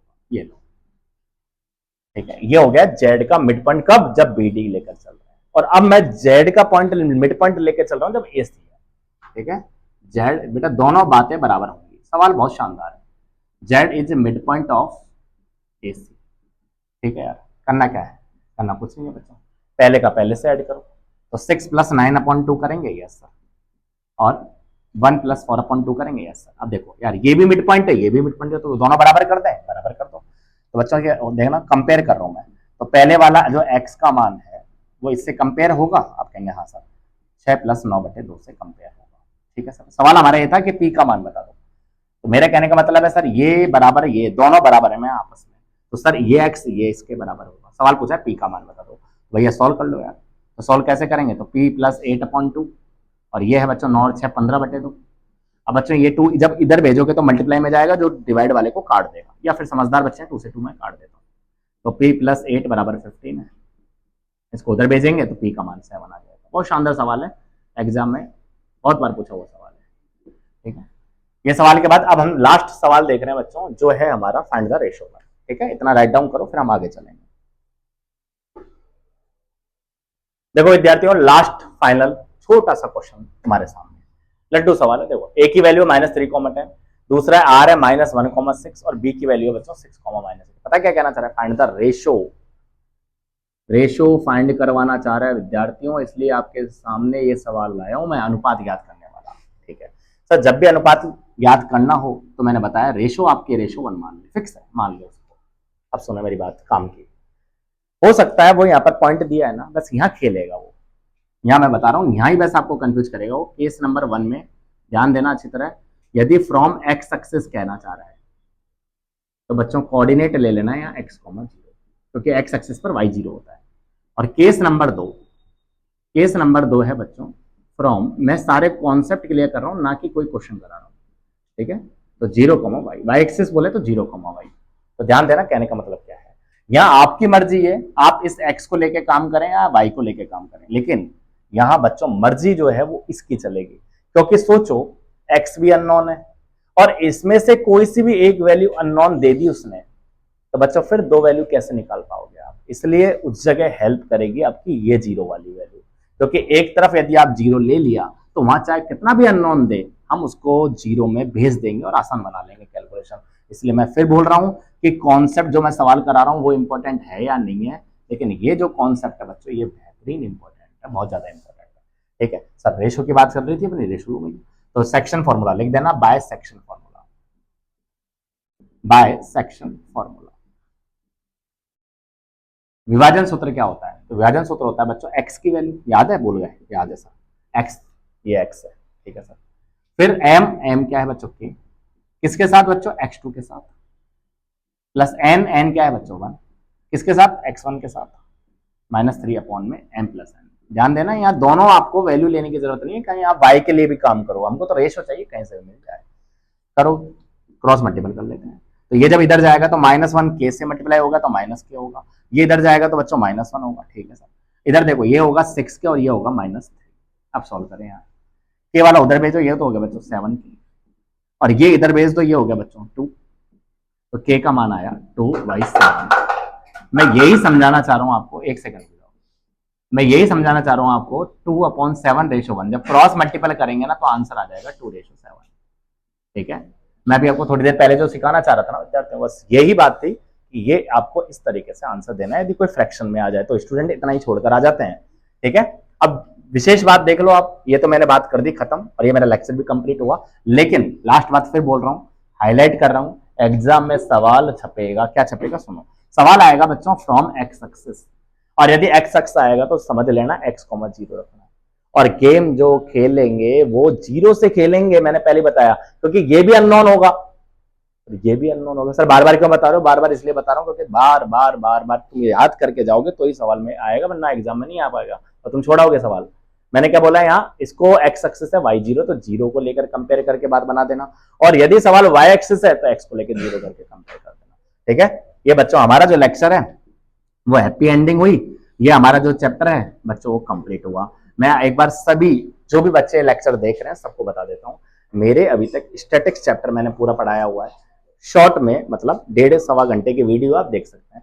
फिर मैंने ट्रिग्नोमेट्री पढ़ाया, मात्र 1 घंटे की वीडियो में पूरा ट्रिग्नोमेट्री खल्लास कर दिया, खत्म कर दिया। और फिर मैंने आज बेहतरीन तरीके से एक चैप्टर और उड़ा दिया बच्चों, कोऑर्डिनेट सिस्टम का भी सूपड़ा साफ कर दिया। ठीक है, अब आप मेरे साथ कितना साथ दे रहे हैं, कितना आपके एग्जाम में नंबर आ रहे हैं, वो आपके ऊपर डिपेंड करता है। तो ओके मेरे प्यारे विद्यार्थियों, जब तक के लिए ta-ta bye bye, good night, take care, sweet dream, see you soon, save and select. भगवान आप सबको भला करे, हंसते रहो, मुस्कुराते रहो, तंदुरुस्त रहो। जय हिंद, जय भारत, वंदे मातरम। और हाँ, यदि लेक्चर पसंद आए तो वीडियो को शेयर करना ना भूलें। ओके विद्यार्थियों, टाटा।